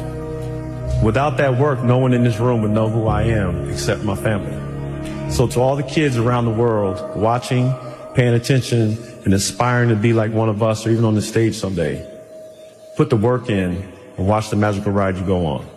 Like, there's people out there that are just working harder than everybody else, and they're gonna keep doing it. Yeah. And that's their grind. Those people are super valuable because they change everybody's perspective of like what's possible, what to strive for, and what it takes. Like, do you really want to be a champion? Why? Because you just want to be cool? You want to be the coolest guy on the block? Like, you're not going to win. You're going to find some fucking psychopath who just lives it. And it's their whole life. And if it's not your whole life, get out. If the vision isn't clear, the old prophet said, without a vision we die, without a vision we perish, without a dream we're nothing. From the movie The Professionals, we joined because we believed. We stayed because we were committed. We left because we were disillusioned. But we came back because we were lost. Without a dream, we are nothing. How is it going to feel when your dreams become a reality? Go there. You go there, whatever it is. Governor, congressman, senator, the yacht, the boat, the trips, the travel, the accolades, the respect, the comment from your mom, your dad, your teacher, your professor, your enemy, your competitor, whatever it may be. How's it going to feel? In that moment, if you can convince yourself that feeling is so insanely good, then you would be willing to pay the price, the demand needed for your big dreams to become a reality. Those times when you get up early and you work hard, those times when you stay up late and you work hard, those times when you don't feel like working, you're too tired, you don't want to push yourself, but you do it anyway. That is actually the dream. To be successful at anything, the truth is you don't have to be special. Just keep stacking days. Just keep stacking days. As long as you keep stacking days, I promise you, you will see the change. My coach used to always say, everything that you want is on the other side of hard. You just have to be what most people aren't. Consistent, determined, and willing to work for it. No shortcuts. If you can barely decide to take any action at all and peel your eyes away from your phone for just a moment, it's so much easier to beat everyone else, because in a world where it's never been easier to do nothing, doing something becomes extraordinary. I say chase your dreams, man. Do that thing, man, that keeps you up at night. That thing that bothers you, man, that makes you trip. You can't quit thinking about it. You always, that thing, man, that you wake up in the middle of the night, you got a new idea. That's what you got to chase. Because anything else, it's going to disappoint you. You're going to forever be sad, man. If you don't chase that dream, you're going to forever be miserable, man. Everyone thinks you're crazy until it works. You always have to be the person who roots for you before everyone else does. And it's usually a single clap in the auditorium for a very long period of time. It is a slow clap that's just you rooting for you. People struggle to do things alone. And the path of the exceptional person is one of an exception, which means that you are not with other people. And rather than fighting that, see it as an indicator that you're on the right path. Because if everyone else were cheering you on, then it means you're not in the right place, because it means you're just like everyone else, and that's not where you want to be. Never say you can't do it. Say, I haven't done it yet. I haven't done it yet. And that's true with everything. It's like, there's nothing that you can't do. You may not have done it yet. We don't know if you can do it or not until you really practice, and then you find out if you can do it or not, or how well you can do it. People give up right before they get what they've always wanted to get. People quit. That's your moment. That's your moment. It's not that all is lost. When you're feeling the most trapped and down and nothing can go right, I feel like those are the moments that define you. Those are those character canon moments that are like, what am I going to do now? You know, how do you respond to that? You know, you're the closest to getting what you want is always the hardest. Just take action, keep doing it, keep doing what you're doing, keep moving forward. And actually pushing the edges showed me that coming back to the center is a blessing. Appreciating the mundanity, the small moments. Every morning I woke up, I had a real conversation with that dirty mirror. And every day, the same answer came back to me. Do you want to be on your deathbed knowing that you could, but you didn't? Why do you care about what people are thinking when they're not trying to go where the fuck you're trying to go? In this world, if you want success, there's three things that'll give you success. First thing that'll give you success is always believing in yourself. If you believe in yourself to the fullest, you cannot fail. There's no plan B. There's only one plan, plan A. Okay? So believe in yourself to the fullest and you will not fail. You're going to fall down a lot. There's a lot of obstacles that are going to get in the way, but you got to get up and you got to stand the fuck tall and you got to keep going forward. The second rule, you cannot give a fuck about what people think about you, because there's people around you at first be like, what the fuck is this guy on? I'm over here in school. I'm over here working a 9-to-5 job. You know what I mean? But this guy's over doing some crazy shit. Like, what the fuck are you doing? You're gonna be a loser. You're not gonna do it. You're gonna keep fucking up. Like, dude, just stop. You're fucking crazy. Don't listen to him. Fuck him. He's a joke. Do your shit. Third key to success is never give up. Fuck it. Never give up. And stay consistent. If you just follow all four of what I just said, I swear to God, you're gonna be fine. No matter what's going on in your life, it's not permanent. Everything is going to change. So there's two things you can do with change. You can react to it or you can participate in it. It's gonna change anyway. So if you keep waiting around, you're gonna have to react to the change. And now you behind. But if you participate in the change, if you know the job you have is not gonna last forever. I'm just telling you. COVID proved that already. Where you go to work at every day, that's gonna change. COVID proved that already. Your best laid plans has changed. So what you gotta start doing is you gotta start anticipating that it's going to change and just start living your life with the preparation for change. Everything is hard before it's easy. And everything at the beginning is difficult, but later it becomes easy and automatic. You have to force yourself to discipline yourself at the beginning, but after that, it becomes easier and easier, and you actually feel happy. Now, here's the most wonderful thing. An athlete runs in a race and comes in first. What do they call this person? The winner. Exactly. What it says is that when you win, when you come in as the winner, your body releases endorphins, which are called nature's happy drug. They make you happy. And dopamine. So when you complete a task, your body releases these drugs and you feel happy. So every time you start and complete a task, you feel like a winner. And when you feel like a winner, you want to do it again and have that winning feeling. That's the hardest thing in the world. To get up every day and give 100% and be in the same position that you were each day, but mentally know that you're trying and trying and trying. That's a real grind. Don't you give up on your dream. I don't care if you don't have the money, you don't have the help, and you don't have the family for it, and you don't have the background for it, and you don't have the friends for it. Don't you give up on your dream. Don't you do it. Don't you do it. Don't you do it. It may take you twice as long. You may have to take courses and classes. You might not read as fast. You might not move as quick. You might not have as much, but don't you quit. The only thing we can do is take one day at a time. You know, it's all we can do. No one is perfect.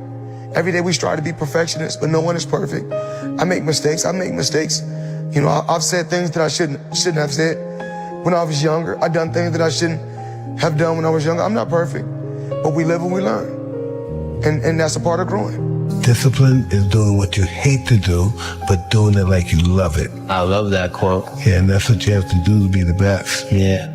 But 80% of success in life and in business is psychology, meaning the mindset and the emotion. You can get the answers if you have the right mindset. 20%, and it's a very important 20%, is the strategy. The right strategy can save you 10 years. So I'm a strategist.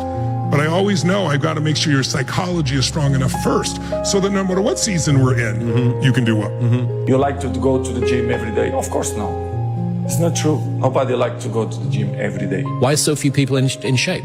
Because going to the gym and sticking to the gym is difficult. Maybe it's a tiny bit easier for some people that like it than others, but for most people, most of the time, it's really, really hard. The process of discomfort is inevitable. You have to go through it. Most people have that initial feeling, that initial lack of self-belief, because they don't understand that they have to be humbled first in every aspect in order to grow. So you go to the gym, you feel like shit, that's a good thing. It just shows you that you need to improve. Most people go to the gym, feel like shit, never go back. But you have to do it.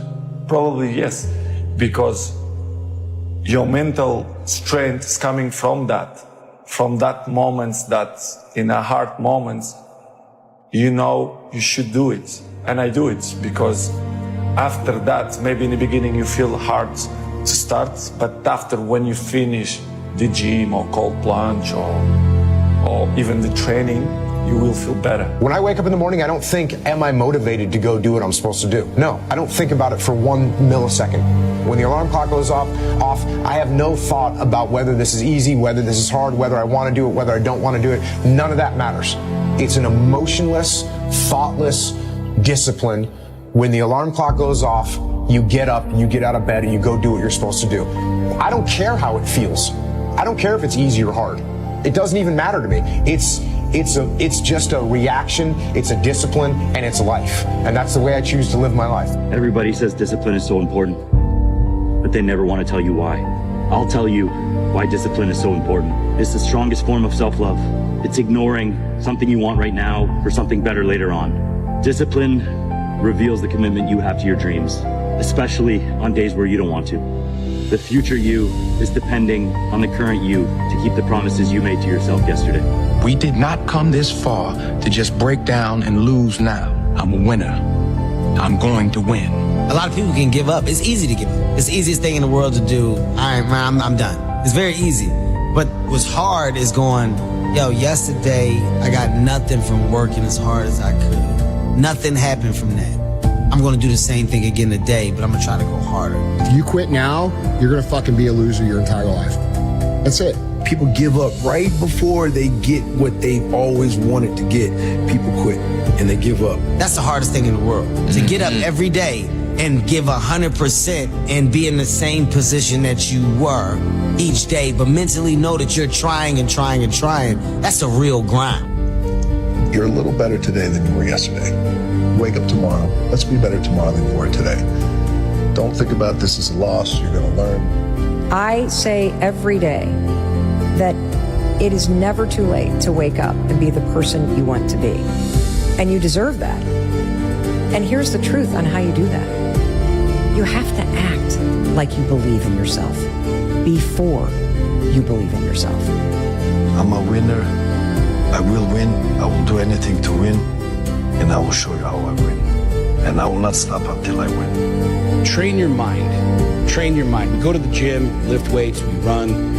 But what are we doing to train our minds? How much time do you spend a day training your mind? Your mind is the single greatest tool that you've got. It's a supercomputer.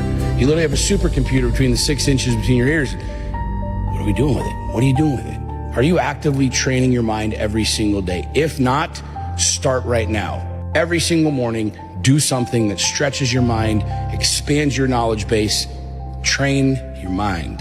Then one of the most important lessons in life that you should know is to remember to have an attitude of gratitude, of humility. Understand where the gift comes from. It's not mine. It's been given to me by the grace of God. Use what I have. Use what you have to help others. You know, on your last day, you can't take it with you. Yes, that is true. But you can leave it here. It's an amazing thing about passion. If you love something, if you have a strong passion for something, you would go to the extreme to try to understand or try to get it. If you have to walk, you would go get it. If you have to beg someone, you would go get it. Because real lions like to hunt. They love the process just as much as they love the prize. And some of y'all just want to score. You don't like the process. You're not in love with the process. A real man in the dark, when nobody's watching, he putting in work. A real man, when coach ain't even watching, he's studying film on his own.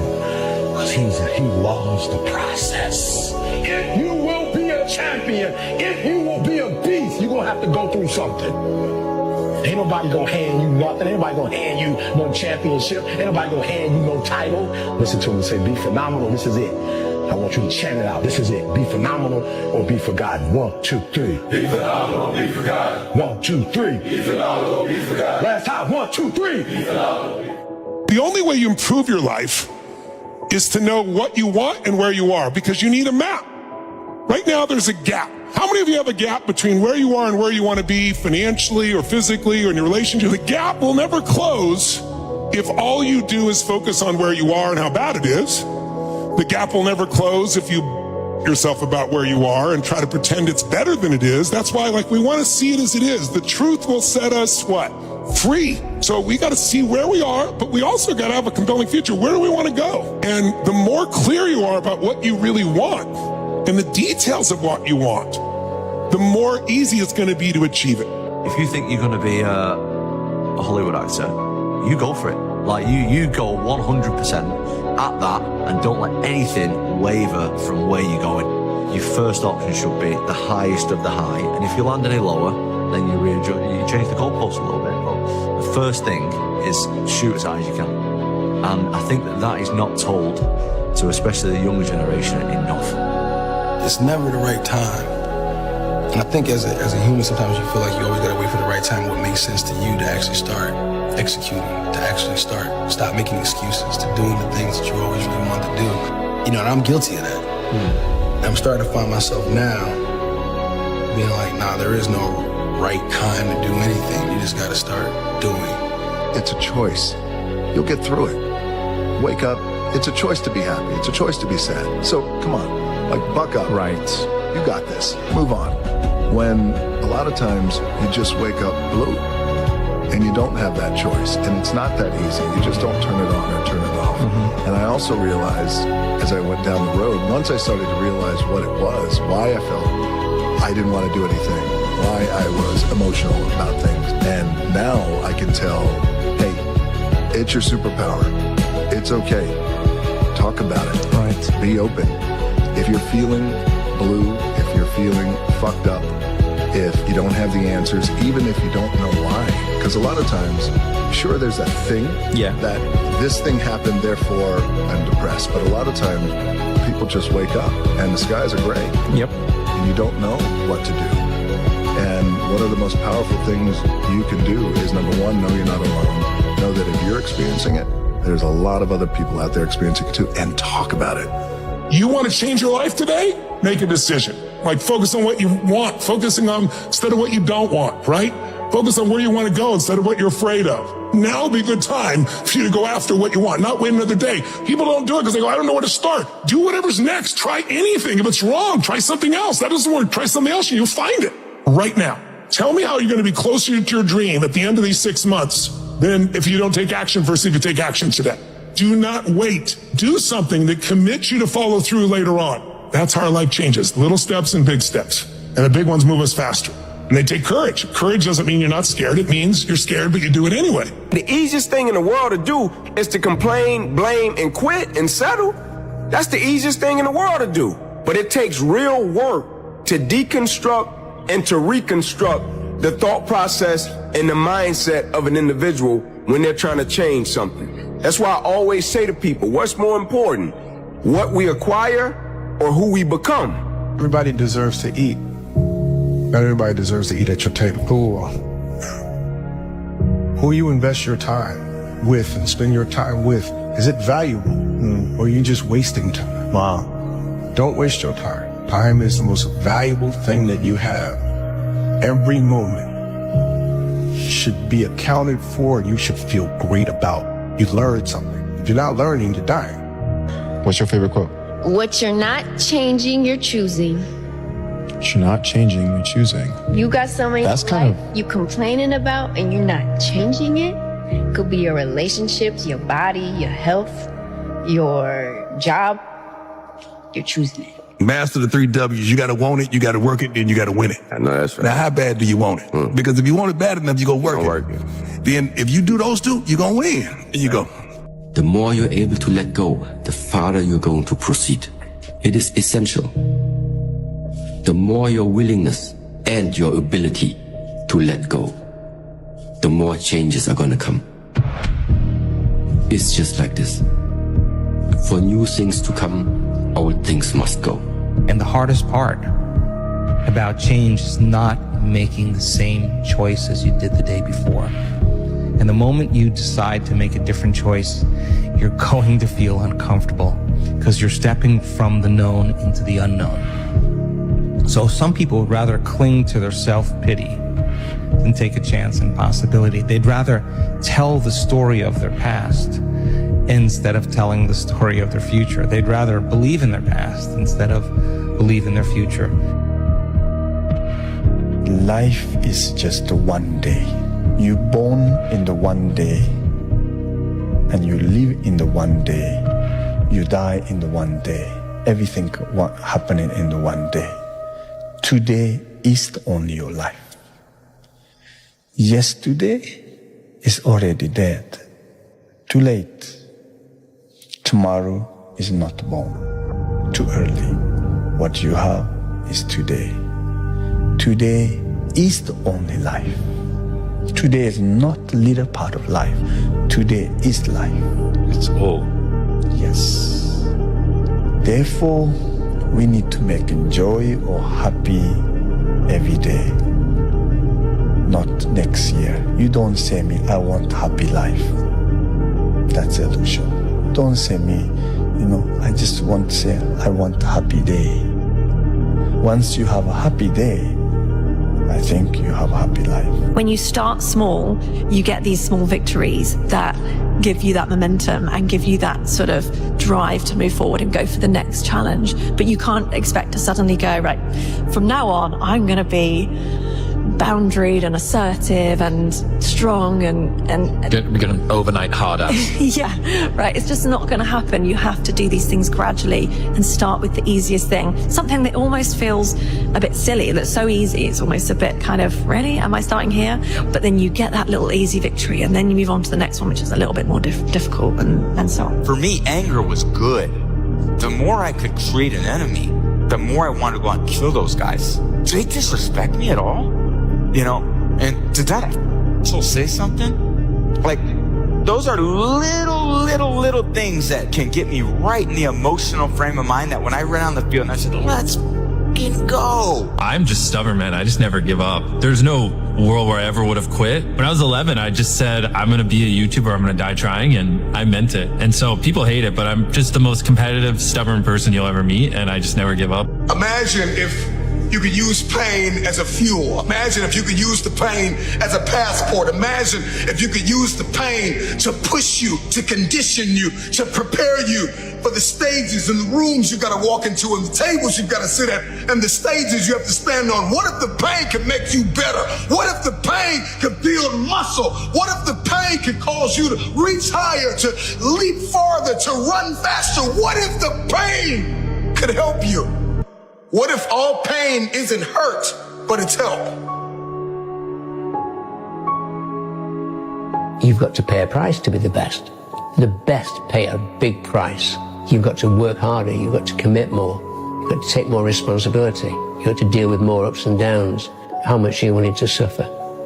Get rich or die trying. Either I'm going to get rich or I'm going to die in the process. And then if I die in the process, I was doing what I wanted to do. I went to sleep 3 a.m. I was back up at 6:30, excited.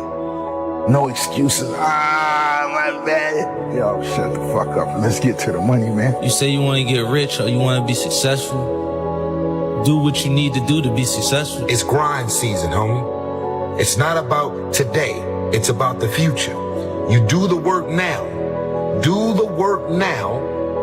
And all of the shit that you could ever want to do for your family, your kids, your loved ones, it's all going to be on a whole nother stratosphere. Work, work, work, work, work. No results, but I'm a little bit better. Work, work, work, work, work. Work, work, work, work. No results, but I'm a little bit better. Work, work, work, work, work. No results, I'm a little bit better. Work. Boom, just got paid. I just got paid. And it looks like overnight success. Yeah. It's like, oh, shit. Don't waste your life. Set your goals high. Quit thinking about what's wrong. Start thinking what's right. Love a little more, hate a little less. You have no idea what you're capable of doing. Make up your mind today, you're going to figure it out. Being more driven by the process more than the actual ending goal. And then just try to be great or as great as you can. Be squeezing as much juice out of yourself as you can. And doing it because you're doing it for the love of the process and not what it brings, not what the sport brings you. Great answer. And I was going to say in the middle of it, like the obvious answer is to win a championship. Right, but, for sure. But like the process is everything. I think it's so important for young players, in line with what you're saying, to realize process over outcome. Yeah. So many, whether you're a 7-year-old or 14-year-old or 25-year-old, sometimes we get carried away with the outcome. Right. But it's a process that leads to an outcome. And if you start looking at the outcome, you lose sight of the process. Absolutely. So don't make excuses. Don't blame any other person or any other thing. Take ownership of everything in your world, the good and the bad. Take ownership of your mistakes, take ownership of your shortfalls, take ownership of your problems, and then take ownership of the solutions that will get those problems solved. Take ownership of your mission. Take ownership of your job, of your team, of your future, and take ownership of your life. Be less impressed and more involved. And my father passing on, the world got flat. Things that I revered, wow, mortal things that I revered, people, places, all of a sudden, my eye got level. Things that I was patronizing and condescending and looking down my nose at rose up to eye level. And I was like, time to become a man. Walk forward, peripheral vision, get it.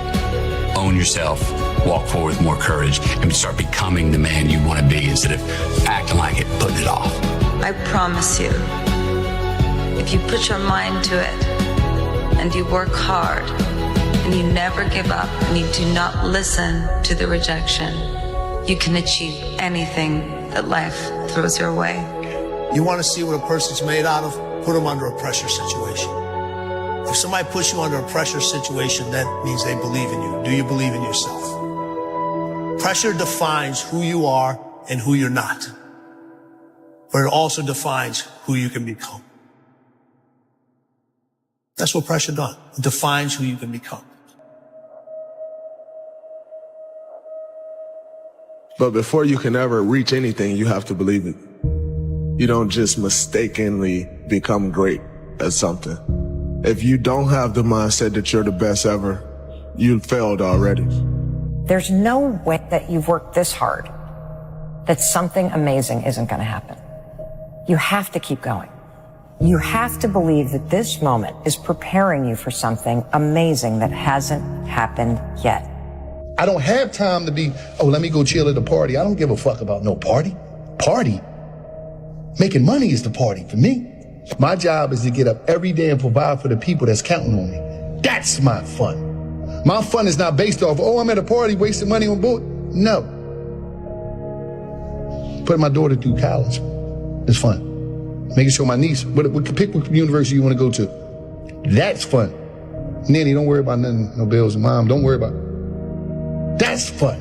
Rich people don't sleep 8 hours a day. That's a third of your life. It ain't but 24 hours in a day. You cannot be sleep 8 hours a day. You can't live in LA and wake up at 8 o'clock in the morning. It's 11 o'clock on the East Coast. The stock market been open 2 hours. They already making decisions about your life and your ass was asleep. The Bible says he who loves to sleep and the folding of hands, poverty will set upon you like a thief in the night. The truth is, you must keep going. I repeat, keep going. Why? Because you deserve to see what happens when all your hard work pays off. Keep going because you're stronger than you think. Keep going because each step forward brings you one step closer to your goals. Keep going because the best is yet to come. You need to understand, you can't win all the time. And unless you lose, you haven't even tried. And if you fail, at least you'll fail falling forwards. For you know, life is full of unexpected twists and turns. Things happen that you don't expect, that you could never have expected. So don't get too confident, even arrogant when you succeed, when you win and you're on a high. Equally important, you mustn't allow yourself to get down when you lose or fail. I mean, just remember, no matter how poorly you have performed, you're never hopeless. Keep going. Because the one thing you can be absolutely certain of is that the tables will turn. That's absolutely guaranteed. So in other words, if you're on a high, be humble. And if everything has gone wrong, be hopeful and keep going. Just remember, nothing ever stays the same. So the truth is, I repeat, you must keep going. The rewards will be there for you. Keep going.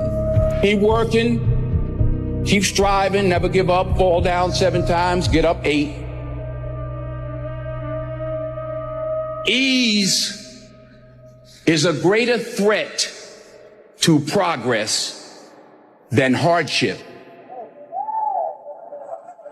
Ease is a greater threat to progress than hardship. So keep moving, keep growing, keep learning. See you at work. Real self-confidence doesn't come from shouting affirmations in the mirror. Real self-confidence comes from giving the world irrefutable proof you are who you say you are. Do it! Just do it! Don't let your dreams be dreams. Yesterday, you said tomorrow. So just do it! Make your dreams come true! Just do it! Some people dream of success while you're gonna wake up and work hard at it. Nothing is impossible. You should get to the point where anyone else would quit, and you're not gonna stop there. No, what are you waiting for? Do it! Just do it! Yes, you can! Just do it!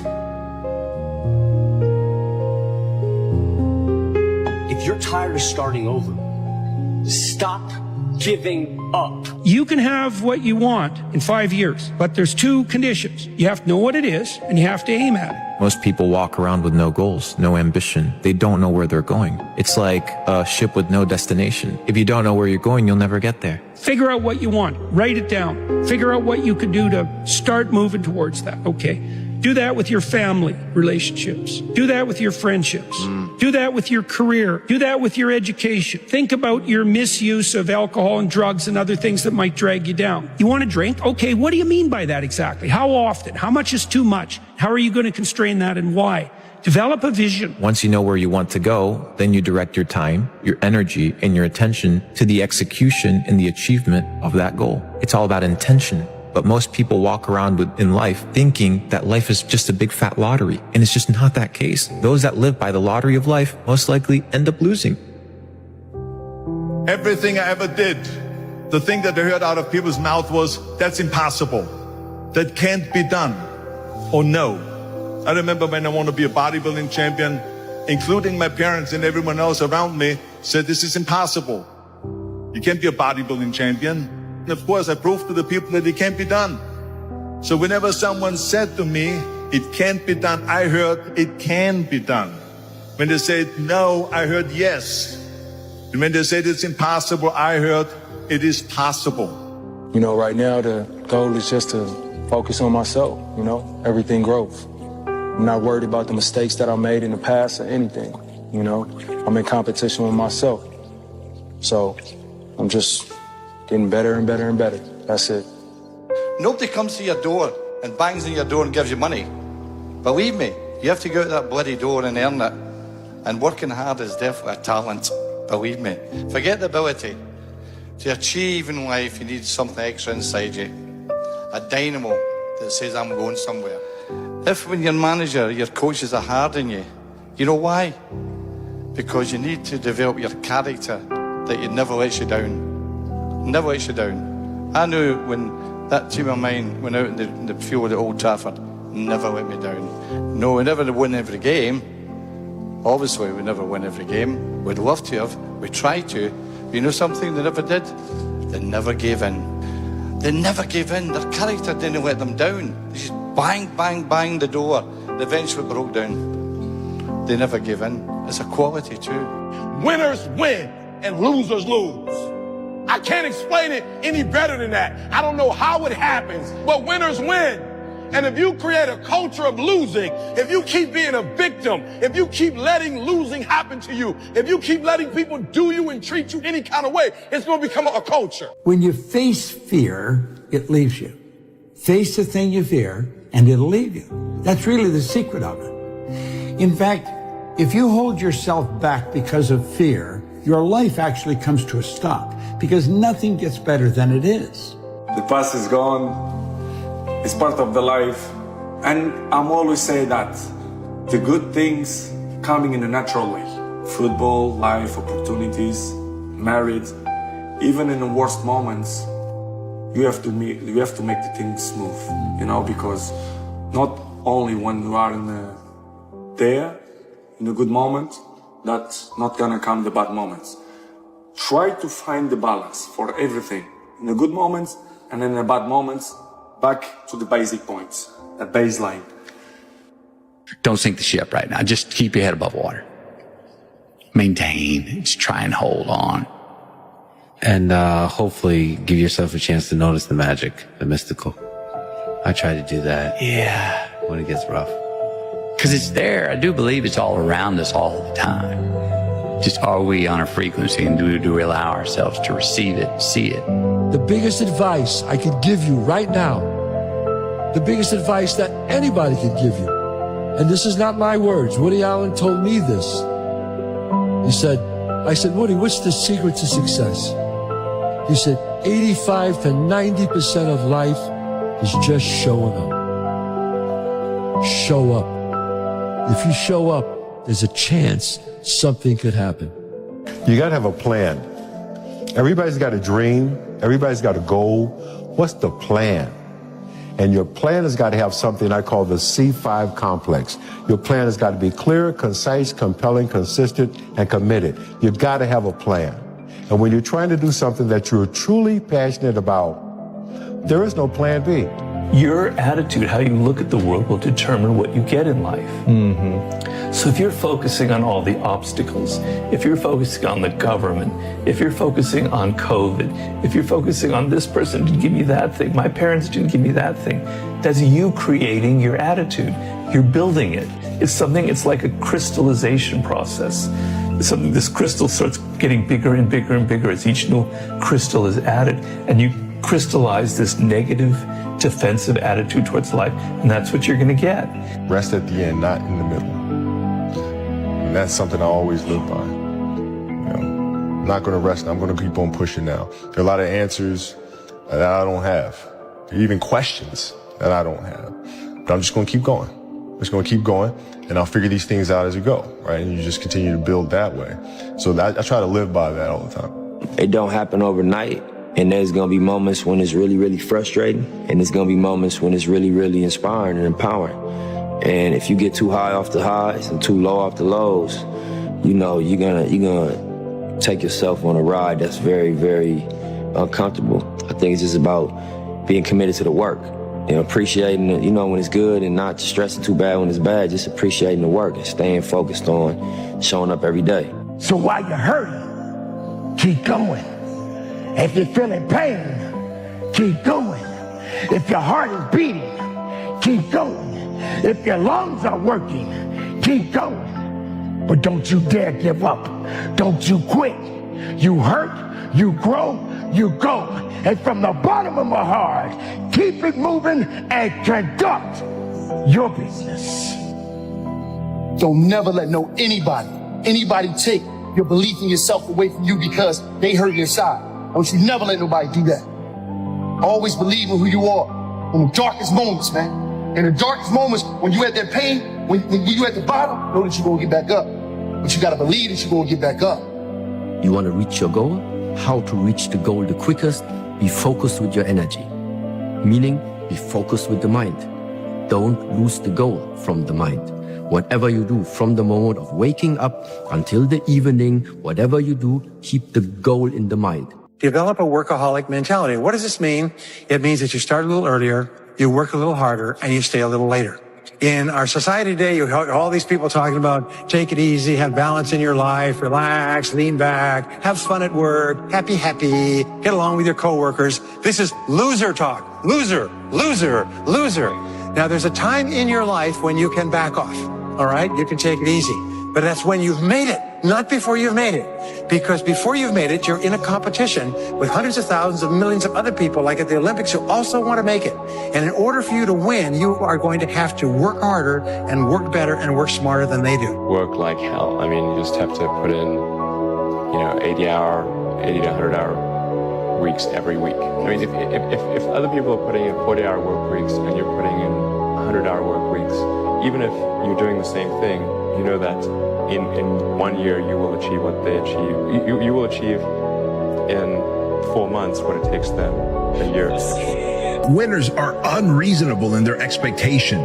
They almost threaten and scare the people around them with your big dreams and visions and goals and ambitions, right? So it's okay to be unreasonable. Winners also sacrifice their weekends. Winners ditch their excuses. Winners show up no matter what, no matter how they feel, if they're tired, if they're uncertain, if they had a loss yesterday, they show up today. And winners have this go to battle mindset, like the same mindset that I have when I go into the gym every day, planned and